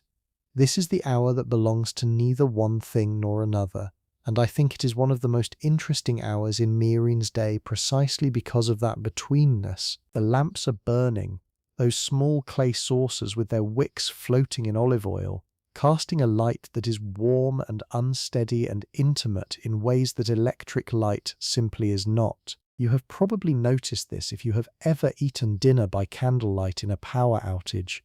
The room becomes smaller, more present, more itself. The corners disappear. The faces of the people around you become more vivid. The ordinary room takes on something that is almost theatrical, almost heightened. And then you realize that theatrical is the wrong word because theatre is what we use when we want to intensify reality temporarily. This is just reality, and this is how it always looks after dark in a world without electricity. Not theatrical, actual. Marina moves through this amber light efficiently. She knows her own house in the dark in the way that people who have lived in the same house for years know it, not by seeing it but by having it inside her. The distance from the hearth to the storage jars, the exact height of the shelf above the sleeping area, the way the floor dips slightly near the door to the courtyard where someone stepped too heavily on the packed earth and left a shallow depression that never quite flattened out. The older child is in bed. The younger still nurses, and Miriam sits with her in the lamplight for this last feeding of the day. This is one of those moments that appears in no history, no text, no philosophical dialogue. A woman and her child, the child drinking, the woman sitting still for a few minutes at the end of the day, neither working nor praying, nor managing anything. Just present, just this. The Greeks had a word, hesychia, that means something like stillness, quiet, freedom from trouble. It is used in philosophical contexts to describe a state of inner peace, and in political contexts to describe a city at peace, not at war. But it also describes this, the particular quality of a domestic evening when the day's demands have been met and the household is at rest and the lamp is burning and you are sitting still after the nursing, after the child is settled, after the last check of the household stores and the banking of the hearth coals so they will still be alive in the morning. Now the personal preparations for sleep, which are a ritual in their own right, as I said before, but worth returning to in more detail now that the house is quiet enough to let us be thorough. The coal comes off first. She uses a cloth dampened in olive oil, wiped carefully around the eye from the inner corner outward, and the dark pigment dissolves into the oil and is removed with the cloth. She does this twice, once to loosen, once to clean, in the way that any careful person removes eye makeup, which is with patience and without rubbing hard, because the skin around the eye is thin and the under eye area bruises easily. Then the psimythion, on the days she has worn it, the white lead paste comes off the same way with olive oil, but she spends more time on this removal because she has been told by her mother, who was told by her mother, that leaving any residue of it overnight is worse than wearing it in the first place. The preparation is still wrong to use, as we have already discussed, but the instinct to remove it thoroughly is the right instinct. She wipes her face until the cloth comes away clean. Then she rinses with water from the basin. Cool water in spring and autumn, because water in a household clay vessel takes on the temperature of the air around it, and the air after dark in Athens is cool even in the months that are warm during the day. The rinse water is not cold enough to be shocking, but cool enough to feel clarifying, the way washing your face in cool water always feels clarifying. It is one of those small physical experiences that seems to be constant across time, available to any human in any era who has access to water and a vessel to hold it. She pats her face dry with a piece of soft cloth, not linen, which is too rough on freshly cleaned skin, but fine wool that has been washed many times until it is almost as soft as cotton would be. She keeps this cloth specifically for face drying, and it is one of those small domestic objects that carries a disproportionate amount of practical comfort, the way your own pillow is simply better than any other pillow even if someone else cannot tell the difference. The nighttime skin preparation. Let me describe this more carefully than I did earlier, because I think it is worth knowing exactly what a woman in ancient Athens might have used on her face at night in the name of care and preservation. One of the most common preparations was a simple mixture of olive oil and white beeswax, the same basic formula that later appeared in the cold cream recipes of the Roman physician Galen, who essentially formalized and published what was clearly already standard household practice. Olive oil as the base, beeswax as the thickening and occlusive agent, sometimes with rose petals or other aromatic plant material macerated in the oil beforehand to add fragrance and whatever mild therapeutic properties the plant contributed. This preparation, made correctly, is a legitimate and effective overnight moisturizer. The beeswax creates a barrier that reduces water loss from the skin overnight. The oil provides lipid replenishment. The combination is gentle and stable and does not require refrigeration. She makes this herself, or the slave makes it under her direction, in small batches, using fresh ingredients. The beeswax is purchased from a vendor in the market who keeps hives somewhere in the countryside outside the city. The olive oil is from their own storage amphorae, the last pressing of the season. The rose petals are dried from the small bushes she keeps in clay pots in the courtyard, those same roses that she uses in the courtyard offerings, that have a double domestic life as both sacred and practical. There were also preparations involving different ingredients. Ground almonds mixed with oil to make a mild exfoliating paste, used once a week perhaps rather than nightly. White clay, kaolin essentially, which is still used in cosmetics today, mixed with oil and a little water to make a drawing mask that was left on the skin briefly and then rinsed. A decoction of fig leaves which have a milk-like sap that was believed to soften and whiten the skin, and which does in fact have mild exfoliating properties that are documented in modern dermatological literature, though the ancient women did not have this explanation available to them. Honey. Honey was used medicinally throughout the ancient world for its genuine antibacterial properties, and it was also used cosmetically for the same reason and for its humectant properties, its ability to draw moisture to the skin. Applied to the face as a mask and rinsed after a short period, it leaves the skin noticeably smoother and more hydrated. This is not folk fantasy, this is chemistry. And there were things used for the eyes themselves, not the kohl, which is daytime, but a preparation for the nighttime care of the eyelids and the under-eye area, sometimes made with cucumber juice, which is cooling and slightly astringent, sometimes with chamomile-infused oil, which is soothing for irritated or tired eyes. The modern practice of putting cucumber slices on your eyes is not a spa invention. It is a rediscovery of a practice that is at least 2,500 years old. She applies the rose oil beeswax preparation to her face in small, deliberate circles. Her fingers know this gesture completely. She has been doing it every night since her mother first showed her, which was when she was perhaps 9 or 10 years old, and the gesture is so deeply habitual that she does not think about it while she does it. Her mind is elsewhere, on tomorrow perhaps, or nowhere in particular, or in that loose pre-sleep state where thoughts do not quite form into sentences. Then the hair. I mentioned this earlier, but let me go back to it because the hair combing at the end of the day is, I think, one of the small genuine pleasures in the daily routine, and the genuine pleasures are worth dwelling on. She loosens the braids or the pinned arrangement that has held her hair in place all day. The hairpins go into the basket. Counted, she has lost hairpins before and knows to count them. The braids are undone slowly, her fingers working through the plaits from bottom to top, letting the hair unwind.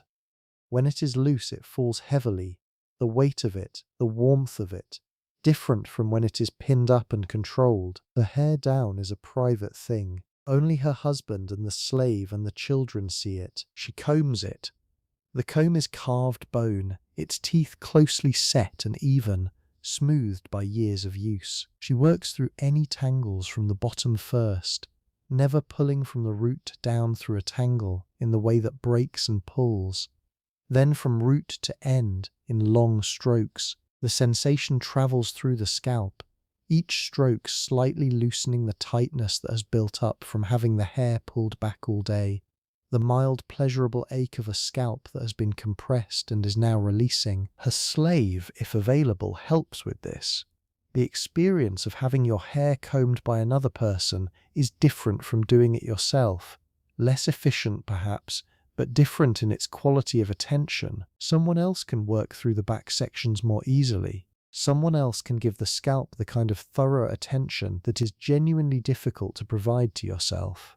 There is something in the experience of being tended to, of having another person's hands work through your hair carefully and unhurriedly, that is simply calming in a way that is hard to explain but easy to recognize. Then the braid for sleeping, looser than the daytime arrangement, just enough structure to keep the hair from tangling in the night. She ties the end with a small piece of cord. She is ready for sleep, or nearly. In the deep hours, perhaps 2 in the morning by our reckoning, she may wake briefly in the way that people woke throughout most of human history before electric light and industrial schedules reorganized sleep into a single unbroken block. The ancient and medieval pattern of 2 sleeps with a quiet interval in between was, as sleep researchers have documented, probably the natural human default before artificial light extended the evening and compressed the night. In that brief waking, she might say a soft prayer in the dark. She might lie and listen to the sleeping sounds of her household, her children's breath, the slave's breathing near the door, her husband's steady presence beside her. She might simply float in the half-conscious borderland between sleeping and waking, the mind loose and associative and not quite ready to form thoughts. Then sleep again, deeper now, the second sleep, the longer and heavier portion of the night. The sky will begin to change around 4 in the morning by our reckoning. In Greece in spring, the light begins very early, a gentle greying that starts in the east long before the sun actually appears. By the time the roosters begin, and they begin reliably, with what seems like genuine conviction about the importance of their announcement, the sky above the open courtyard has shifted from black to a deep blue grey, and the outline of the Acropolis against it is visible from certain angles in the city below. Myrrhine opens her eyes. For a moment, and I believe this moment is identical across all of human history, universal and shared, and requiring no translation between cultures or centuries, for a moment, she is neither here nor there. The dream has not quite released her, and the day has not quite claimed her. She exists in that suspended space. Then she gets up. She goes to the altar and checks the flame. It is burning, low but steady. She adds a small amount of oil from the reserve jar she keeps nearby, tilting it carefully, watching the flame strengthen.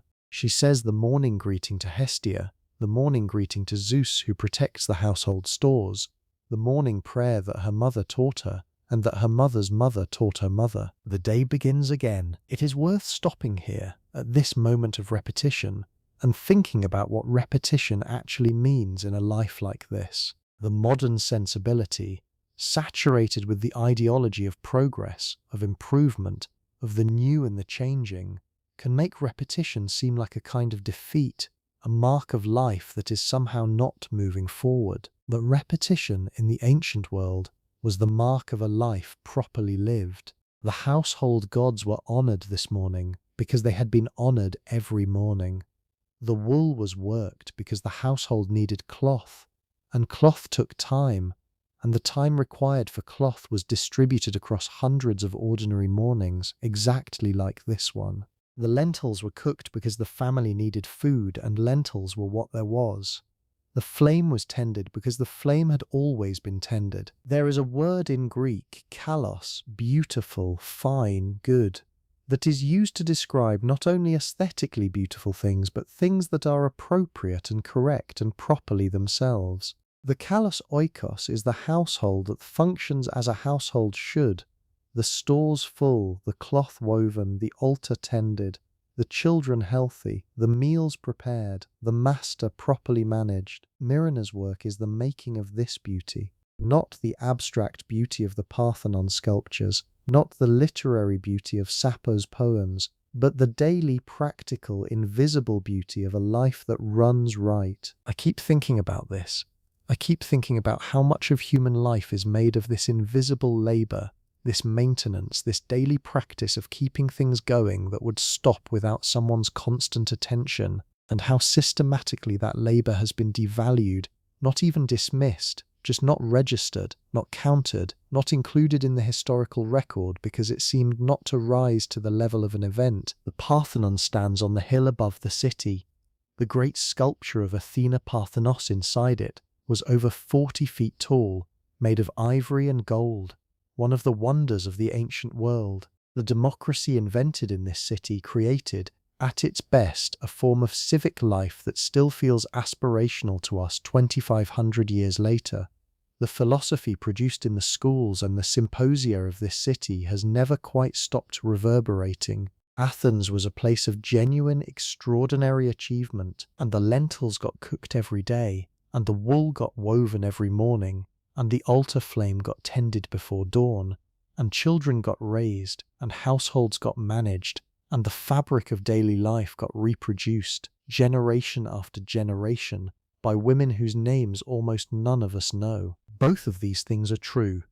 The achievement and the invisible labor, the democracy and the exclusion, the beauty and the lead paste, all of it true at once. Let us spend some time now on something that I have been circling around since we began, the body itself and what Athenian culture made of it. The body in ancient Greece was not the shameful, covered, carefully hidden thing it would become in certain later periods of Western history. The Greeks had a more comfortable, if still deeply structured, relationship with the physical human form. The gymnasium, where men exercised naked, was a civic institution as fundamental as the law courts. The great statues of male athletes were displayed in public spaces. The human body, idealized, proportioned, physically excellent, was considered a legitimate object of beauty and admiration. For women, the picture is somewhat different and considerably more complex. The female body in classical Athens was largely private. It was covered in public, present in specific ritual contexts, priestesses at certain rites, the women at religious processions, but not displayed in the casual athletic way that men's bodies were. The nude female form appears in Greek art, but far less commonly than the male, and when it does appear, it is almost exclusively in the context of myth. Aphrodite, nymphs, figures whose nudity is coded as divine or supernatural, rather than as ordinary human embodiment. The bodies of ordinary citizen women were not for display, and yet the body was attended to, carefully, elaborately, with genuine investment, not for public display, but because a woman's body was itself a kind of household resource.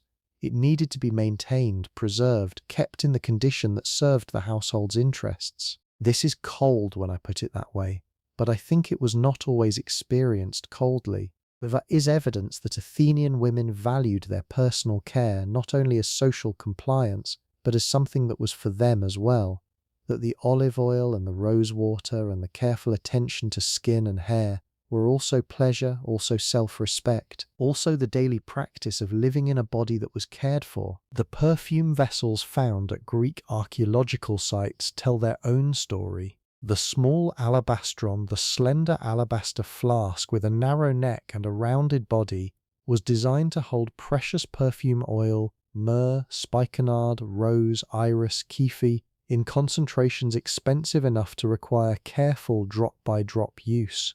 These vessels are found in grave goods, in household contexts, in temple deposits. They are ubiquitous.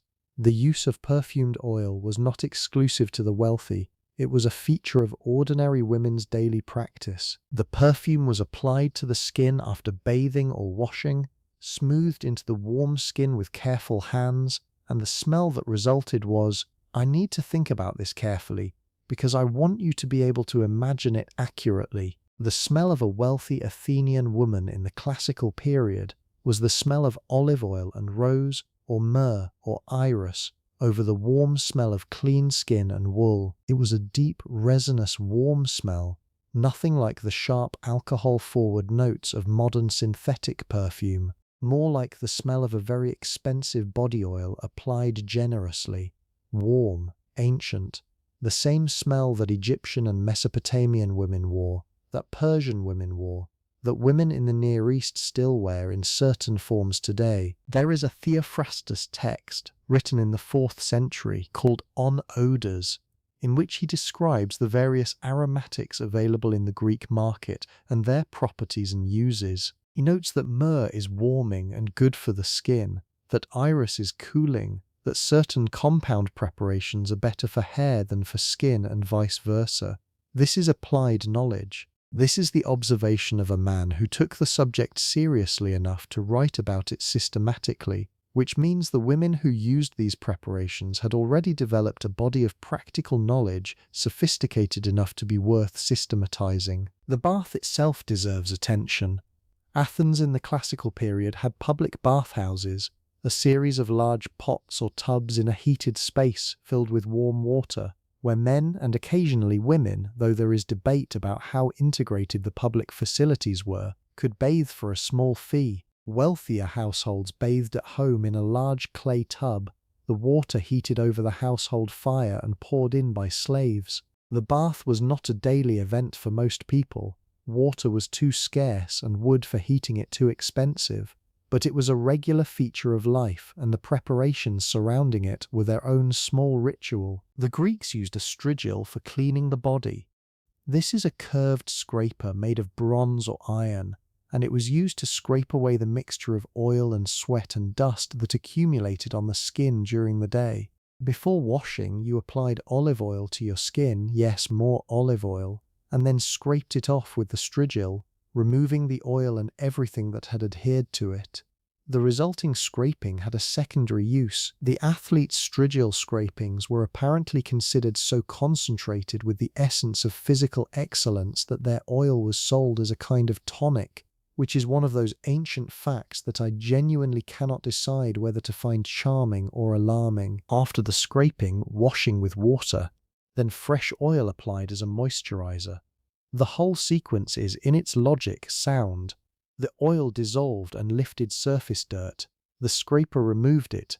The water rinsed the remainder, and the final oil application left the skin clean and protected. A modern aesthetician would not quarrel with the underlying principle. For women's bath preparations, there were additional elements. The grinding of pumice stone for use as an exfoliant.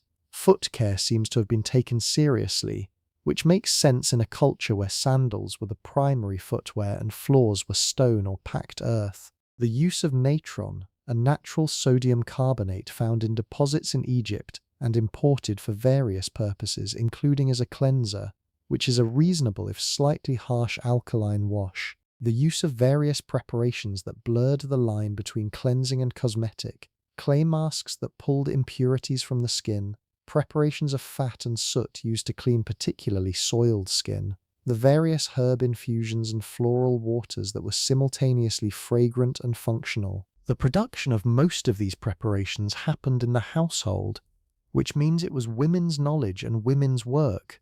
Certain raw ingredients were purchased at the market, the resins, the imported aromatics, the imported natron, but the final preparations were made at home, ground in the household mortar and pestle that is as constant a feature of ancient Greek domestic archaeology as the loom weights, combined according to recipes that existed in the same informal and perishable form as all women's domestic knowledge. This is the thing about women's practical knowledge in the ancient world that I want to keep returning to. It was vast, it was sophisticated, it worked, and it left almost no written record, not because it was unimportant, but because it was so embedded in the daily practice of domestic life that the people who held it never felt the need to formalize it. Why would you write down how to make rose oil preparation for the skin when every woman around you already knew how? Why record the recipe for a lentil soup that every household in the city made in some version every day? And then the world changed, and the women who held that knowledge died, and the knowledge went with them. Some of it survived, some of it made it into the medical texts.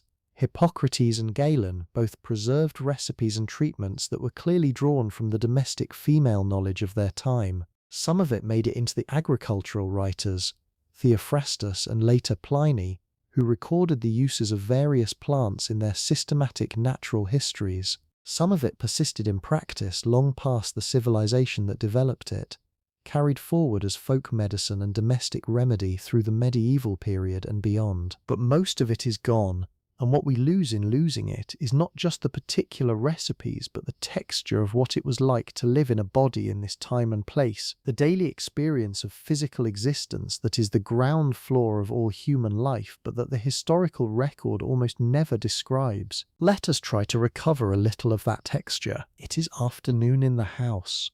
The children have woken from their nap and the older one is demanding attention. Mirren is sitting at the loom, working through the last section of the cloth she has been building for several weeks.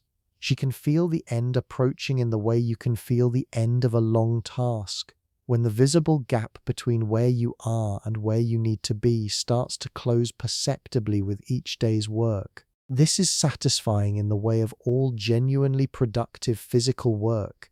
There is evidence of progress, tangible, measurable, in the cloth itself. The room she is in smells of wool and lamp oil, and the faint ghost of morning cooking still hanging in the air. The light from the courtyard is softer now than it was at midday, less harsh, more golden. The sound of the city outside the walls, a dog barking somewhere, the distant voice of a vendor calling his wares, the clop of a donkey's hooves on the unpaved lane, is familiar and not intrusive. She has been hearing these sounds her entire life. Her son comes to find her trailing the slave girl who is nominally watching him. He wants to show her something, a pebble he found in the courtyard, round and pale and smooth, almost perfectly spherical. She pauses in her weaving and takes the pebble from him, turns it in her fingers. It is beautiful, actually, whoever made it, whether sea and time or river and time, or simply the luck of the earth's ordinary processes. It is a beautiful small object. She tells him so. He beams. She hands it back, returns to the loom. This moment will not appear in any history of Athens. It is not recorded, and it is not recordable in any conventional historical sense. But it is real, and it is Athens, and it is the interior life of the city that produced everything else we remember about it. The evening and the perfume and the preparations for sleep come again. They will come again tomorrow and the day after. What changed over the course of a woman's life in ancient Athens as the years moved through? Marriage was the first great threshold. A girl in her father's house had one set of restrictions, one set of responsibilities, one set of relationships with the domestic world around her. A wife in her husband's house had another. The marriage itself was an arranged affair in virtually all cases. The girl's father or guardian negotiated with the prospective groom's family. A bride price was agreed upon, and the girl was transferred from one household to another at somewhere between 14 and 16 years of age. The ceremony involved 3 days of ritual, a preliminary sacrifice, the wedding feast and procession, and the consummation. The bride's hair was cut, an offering to Artemis, the goddess who presided over transitions from maidenhood to womanhood. She wore a veil. She was led by torchlight from her father's house to her husband's. How she felt about this is again something the historical record mostly declines to tell us. There are a few surviving fragments of wedding poetry, most notably the poems of Sappho, and they are complicated emotionally. There is joy in them, and there is also grief. The loss of the maiden world, the female world of friends and family and familiar domestic rhythms, in favor of a new household managed by a new family, the fear of the unknown husband, the unknown requirements, the unknown body sharing your sleeping space. The girl who went to her wedding with the clear eyes of someone who had been prepared for this transition by a careful mother was in a better position than the girl who had been told nothing. But there was also, in the best cases, genuine partnership. The Athenian marriage at its best was not a relationship between a jailer and a prisoner. It was a relationship between a household manager and his partner, between a man who spent his day in the public world and a woman who managed the private world that made his public life possible. Xenophon's Ischomachus describes his relationship with his wife with what seems like genuine warmth. He teaches her, he trusts her with authority. He acknowledges that without her competent management, the household does not function. This is not equality by any modern standard, but it is a form of mutual dependence and mutual respect that is worth acknowledging. Motherhood brought its own enormous territory of experience. The birth rate in classical Athens was high. Women expected to have many children because infant and childhood mortality was high, and the household needed surviving children to inherit and to care for parents in old age. But high birth rates meant high maternal mortality. Childbirth in the ancient world was genuinely dangerous. The women who assisted at births, midwives, experienced older women, occasionally a physician if the household was wealthy and the crisis severe, were working with limited tools and zero understanding of germ theory in a context where complications were common and options were few. There is a particular poignancy to the grave markers and dedications at Greek shrines left by women who had survived difficult births. The votive offerings to Artemis Ilethia, the goddess of childbirth, are some of the most touching material evidence of ancient women's experience. Small clay models of body parts, of cradles, of swaddled infants, left as thanks for survival and healthy births. The message in every one of these objects is the same. I was afraid, and I asked for help, and I lived. The children who survived their early years were raised in the gyneceum, in the women's world, for the first years of their lives, regardless of gender. Boys began to move out of this world around age 7 when they were sent to school. Girls stayed. A daughter growing up in an Athenian household learned, by observation and participation, everything that her mother knew about the management of domestic life. She watched the spinning and the weaving and the cooking and the tending of the altar. She helped as she was able increasingly as she grew older. She was, in a very real sense, being trained for her future life through immersion in her present one. What she was not being trained for was the public world. She would not debate in the assembly. She would not attend the theatre with full civic freedom, though women's presence at theatrical performances is debated, with some evidence suggesting that at least some women attended the great dramatic festivals, and others suggesting that the audience was primarily male. She would not study philosophy with the professional teachers, though some philosophers accepted female students. She would not serve on a jury or hold public office. What she would do, and this is the thing I want to leave you with as we come toward the end of our time in this world, is everything else. Everything that made the city function at its most basic, most indispensable level. She would raise the children who would become the next generation of citizens and philosophers and soldiers and poets. She would manage the household resources that constituted the economic foundation of Athenian civic life. She would tend the household shrines and participate in the religious festivals that were, in the ancient Greek understanding, as essential to the city's well-being as the military or the courts. She would spin and weave and cook and care and endure and, in the best circumstances, flourish within the limits of a world that was genuinely, significantly, structurally unfair to her in ways that she probably experienced as simply the shape of things. This is not a rescue narrative. I am not going to tell you that the women of ancient Athens were secretly happy or secretly miserable. Both things were available to them, as both things have always been available to people in every constrained circumstance. What I can tell you is that they were real, and that they lived with a complexity and a depth that the official record almost never captured, and that their daily experience was both more difficult and more rich than the textbook version of ancient Athens tends to suggest. The psimythion on Myrene's shelf, the loom weights in the corner of the room, the small alabastron of rose oil, the lentils cooking in the afternoon, the child's smooth pebble, round and pale, placed carefully on the shelf above the sleeping mat, the household flame burning through the night. All of these things are Athens too, and they are the kind of truth that does not make it onto the Parthenon frieze, but that holds up the entire weight of the civilization above it. Let us go a little deeper into the sensory world of this life, because I think there is something here that is important and that tends to get abstracted away when we talk about ancient history. The sound of the loom is a particular sound. If you have ever been near a working upright loom, there are a few still operating in traditional weaving communities in various parts of the world.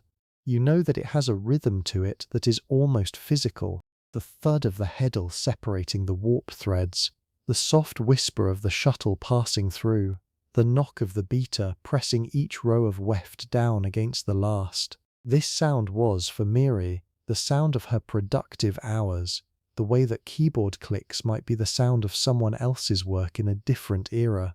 It was the sound of competence and contribution and the gradual accumulation of something real. The smell of the courtyard at dawn, when the herbs are giving off their morning scent in the cool air, and the first light is coming over the roof, thyme and marjoram and the olive tree if there is one in the courtyard, which there sometimes was, a small olive tree in the central space, the household's own small Athena, provider of oil and wood, and the particular dry rustling sound olive leaves make in a breeze, the smell of water in the stone basin, fresh and cold and clean, the weight of the wool in your hands.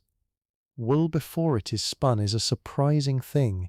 It is both heavy and light, dense and airy, warm in a way that is almost animal because of course it is animal. The oils in the raw wool leave your hands with a particular softness. Spinners in traditional communities have long noted that their hands are better moisturized than anyone else's. The texture of the packed earth floor under bare feet first thing in the morning, cool and slightly gritty, firm and familiar.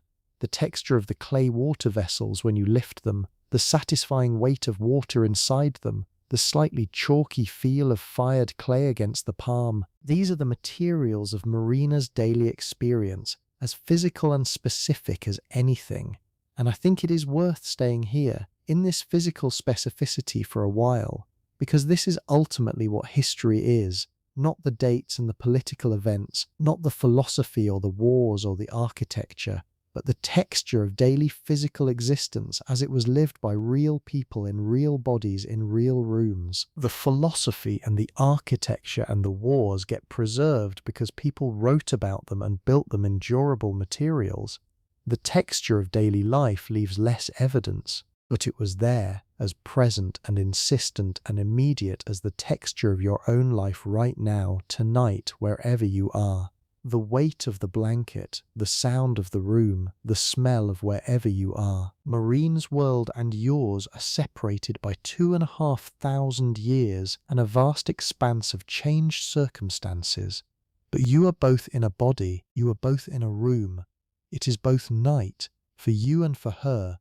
Well, night for you, perhaps late afternoon for her, but the principle holds. And the desire to be comfortable in that body, in that room, at that hour, that is not historical. That does not change. The olive oil lamp in her household burns the same way that a candle burns in yours, which is to say, in a small circle of warm light against a field of darkness, making the visible world intimate and manageable, turning the large and potentially frightening fact of the night into something small enough to sit with. She tends the flame. She has always tended the flame. Women have always tended the flame. The city outside is settling into its night rhythms. The workshops have closed. The marketplace is quiet.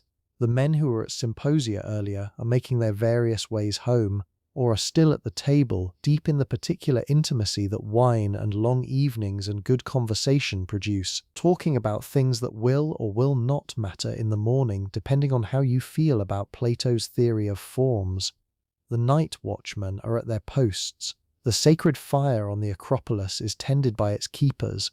The cats are doing whatever Athenian cats did in the night. And in the house below the hill, in the women's quarters, Marina has combed out her hair and applied her preparations and said her prayers and settled her children, and she is lying on her mat now with the wool blanket pulled up and the courtyard above her open to the sky. The stars. This is something I want to give you as a final image because it is something that her world had that ours does not quite manage in the same way. The sky above Athens in the classical period on a clear night was spectacularly, overwhelmingly full of stars. No light pollution, no atmospheric haze from industry, just the sky as it actually is, a densely packed field of light that fills the whole upper hemisphere and makes you understand, in a way that modern urban skies simply cannot communicate, why the ancient Greeks mapped it with such care and named its patterns and incorporated those patterns into their understanding of how the world was ordered. Marine, lying on her mat, can see a rectangle of that sky through the courtyard opening above her. The same sky the Greeks knew, organized into the same constellations, moving through the same slow seasonal progression, Orion in winter, the Pleiades marking the beginning of the sailing season, the Scorpion and the Lion and the familiar band of the Milky Way. She does not think of it as a scientific fact. She thinks of it as a story, or a presence, or simply as the sky. But it is real above her, as real as everything else in this house, as real as the flame on the altar and the wool on the loom and the weight of the blanket and the sound of her children's breathing in the dark. The flame burns low. The night deepens. Athens sleeps, more or less, in the way that ancient cities sleep. Not entirely, never entirely, but with a kind of withdrawal and settling that passes for sleep, that holds the city in a kind of suspended state until the roosters begin and the sky starts its long, gradual, beautiful shift from black to grey to the first warm edge of the coming sun. Marine is already asleep by then. She woke briefly sometime in the deep night, as she does, and said her quiet prayer, and lay listening to the city's dark breathing for a little while, and then slept again, and will sleep until just before the light comes, and then she will rise, as she always rises, and go to the altar, and the day will begin again. The work is never finished. The household is never entirely in order. There is always more cloth needed, more grain to be calculated, more children to be seen to, more preparation for the next festival, the next season, the next guest, the next morning. The household flame never goes entirely out because Marine, and the countless women like Marine throughout the city, in every neighbourhood, in every economic register, does not let it go out. This is what kept Athens going, not the philosophy, though the philosophy was real, not the democracy, though the democracy was extraordinary, not the sculptures or the temples or the military triumphs, though all of those things were real and significant and have left marks on history that are still visible now. What kept Athens going, in the most fundamental sense, was the daily work of the women in the houses, the lentils cooked, the children raised, the altar tended, the flame kept burning. I am aware that I have been telling you this story for some time now, and I am aware that the night is probably quite advanced wherever you are, and I find myself reluctant to leave this world entirely, because I think there is still something here that I have not quite said. Let me try to say it. The women of ancient Athens lived in a world that was genuinely and structurally unjust to them in specific and significant ways. This is true, and they also lived full lives within those unjust structures, lives with depth and pleasure and competence and relationships and moments of genuine transcendence. This is also true. The injustice and the fullness were simultaneous, were in fact the same life. This is not a comfortable thing, and I do not want to make it comfortable by choosing one half of it and ignoring the other. What I want to say is this. When we look at the lives of ordinary women in ancient Athens or in any historical period, and we see only the restrictions, we are doing something that is itself a kind of erasure.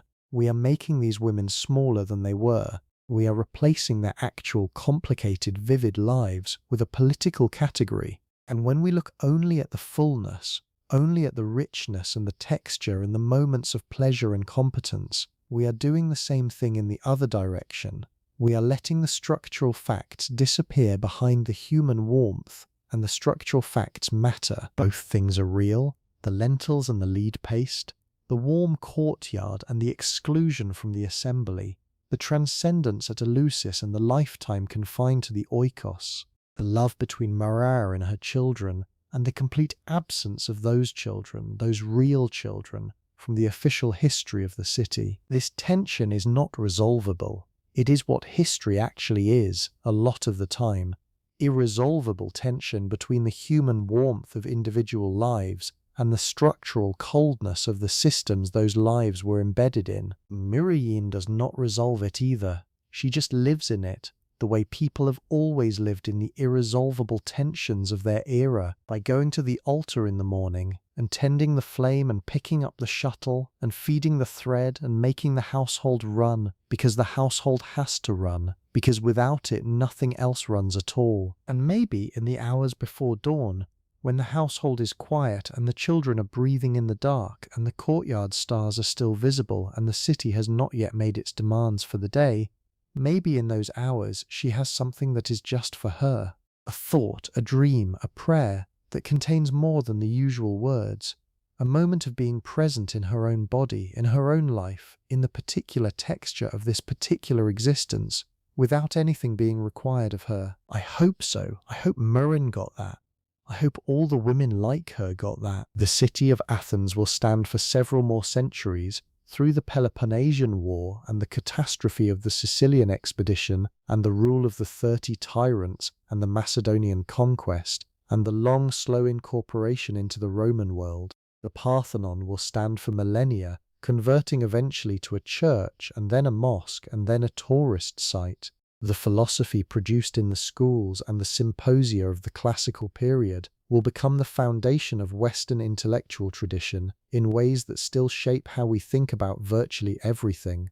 The democracy will be admired, criticized, imitated, and partially incorporated into political systems around the world. And through all of it, in the houses below the hill, women will tend the altar and work the loom and cook the lentils and raise the children. The specific faces will change, the specific names that we mostly do not know anyway, but the work will be continuous. The household flame will not go out. I find this both moving and remarkable in equal measure. The fact of this continuity, the fact that the basic shape of domestic life in those narrow Athenian streets bears recognizable resemblance to the basic shape of domestic life in 100 other civilizations across 100 other centuries, is not an argument for the naturalness of women's confinement. It is rather evidence of how effectively that confinement was reproduced across time and across different social arrangements, how thoroughly the identification of women with the household and the household with women was built into the architecture of civilization at a very deep level. And it is also evidence that the women who lived that life were not passive recipients of a role imposed on them from outside.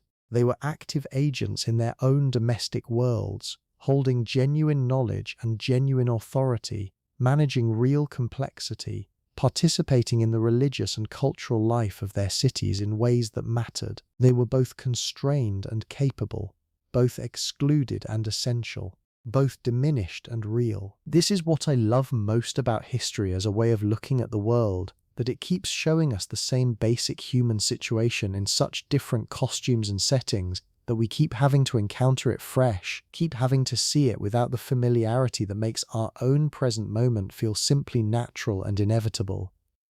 The women of ancient Athens looked at their lives and saw the natural shape of things. We look at their lives from 2,500 years away and see the particular historical construction of a moment in time, the specific choices and circumstances and power arrangements that produce those lives. Someday, someone will look back at our lives with the same clarity. That is not a threat. It is an invitation. For now, Marine is asleep. The flame is burning on the household altar, low and steady, as it has burned every night and will burn again tomorrow morning, when she rises before the sun to tend it. The stars are moving very slowly across the rectangle of sky above the courtyard. The wool is on the loom, waiting. The city is breathing. Let it breathe tonight. Let yourself breathe too. You have been in Athens, in those narrow, warm streets, in that plastered courtyard, in the women's quarters where the loom stands in the corner and the children sleep and the household gods accept their offerings in the half-darkness. You have spent time with Mirren, who never existed and always existed, who is every woman in every house in every Athenian century who rose before dawn and tended the flame and did the work, and was not remembered by name. She deserved a name. She deserved a voice. I hope tonight was a small piece of both. Now let the night settle fully around you. Let your own room become what it is, warm and specific and yours, with its own particular smell and quality of darkness and sound. Let your body settle into wherever it is resting. The work is done for today. The flame is tended. The household is managed. Whatever runs in your life the way the oikos ran in Marine's life, whatever you hold together by daily invisible labour and care, it will be there tomorrow. Tonight, you do not need to tend anything. Tonight, just breathe. The stars are very beautiful above the courtyard in Athens 2,500 years ago. They are beautiful above you too, even if you cannot see them. Sleep well. Thank you for spending this long, quiet night in ancient Athens.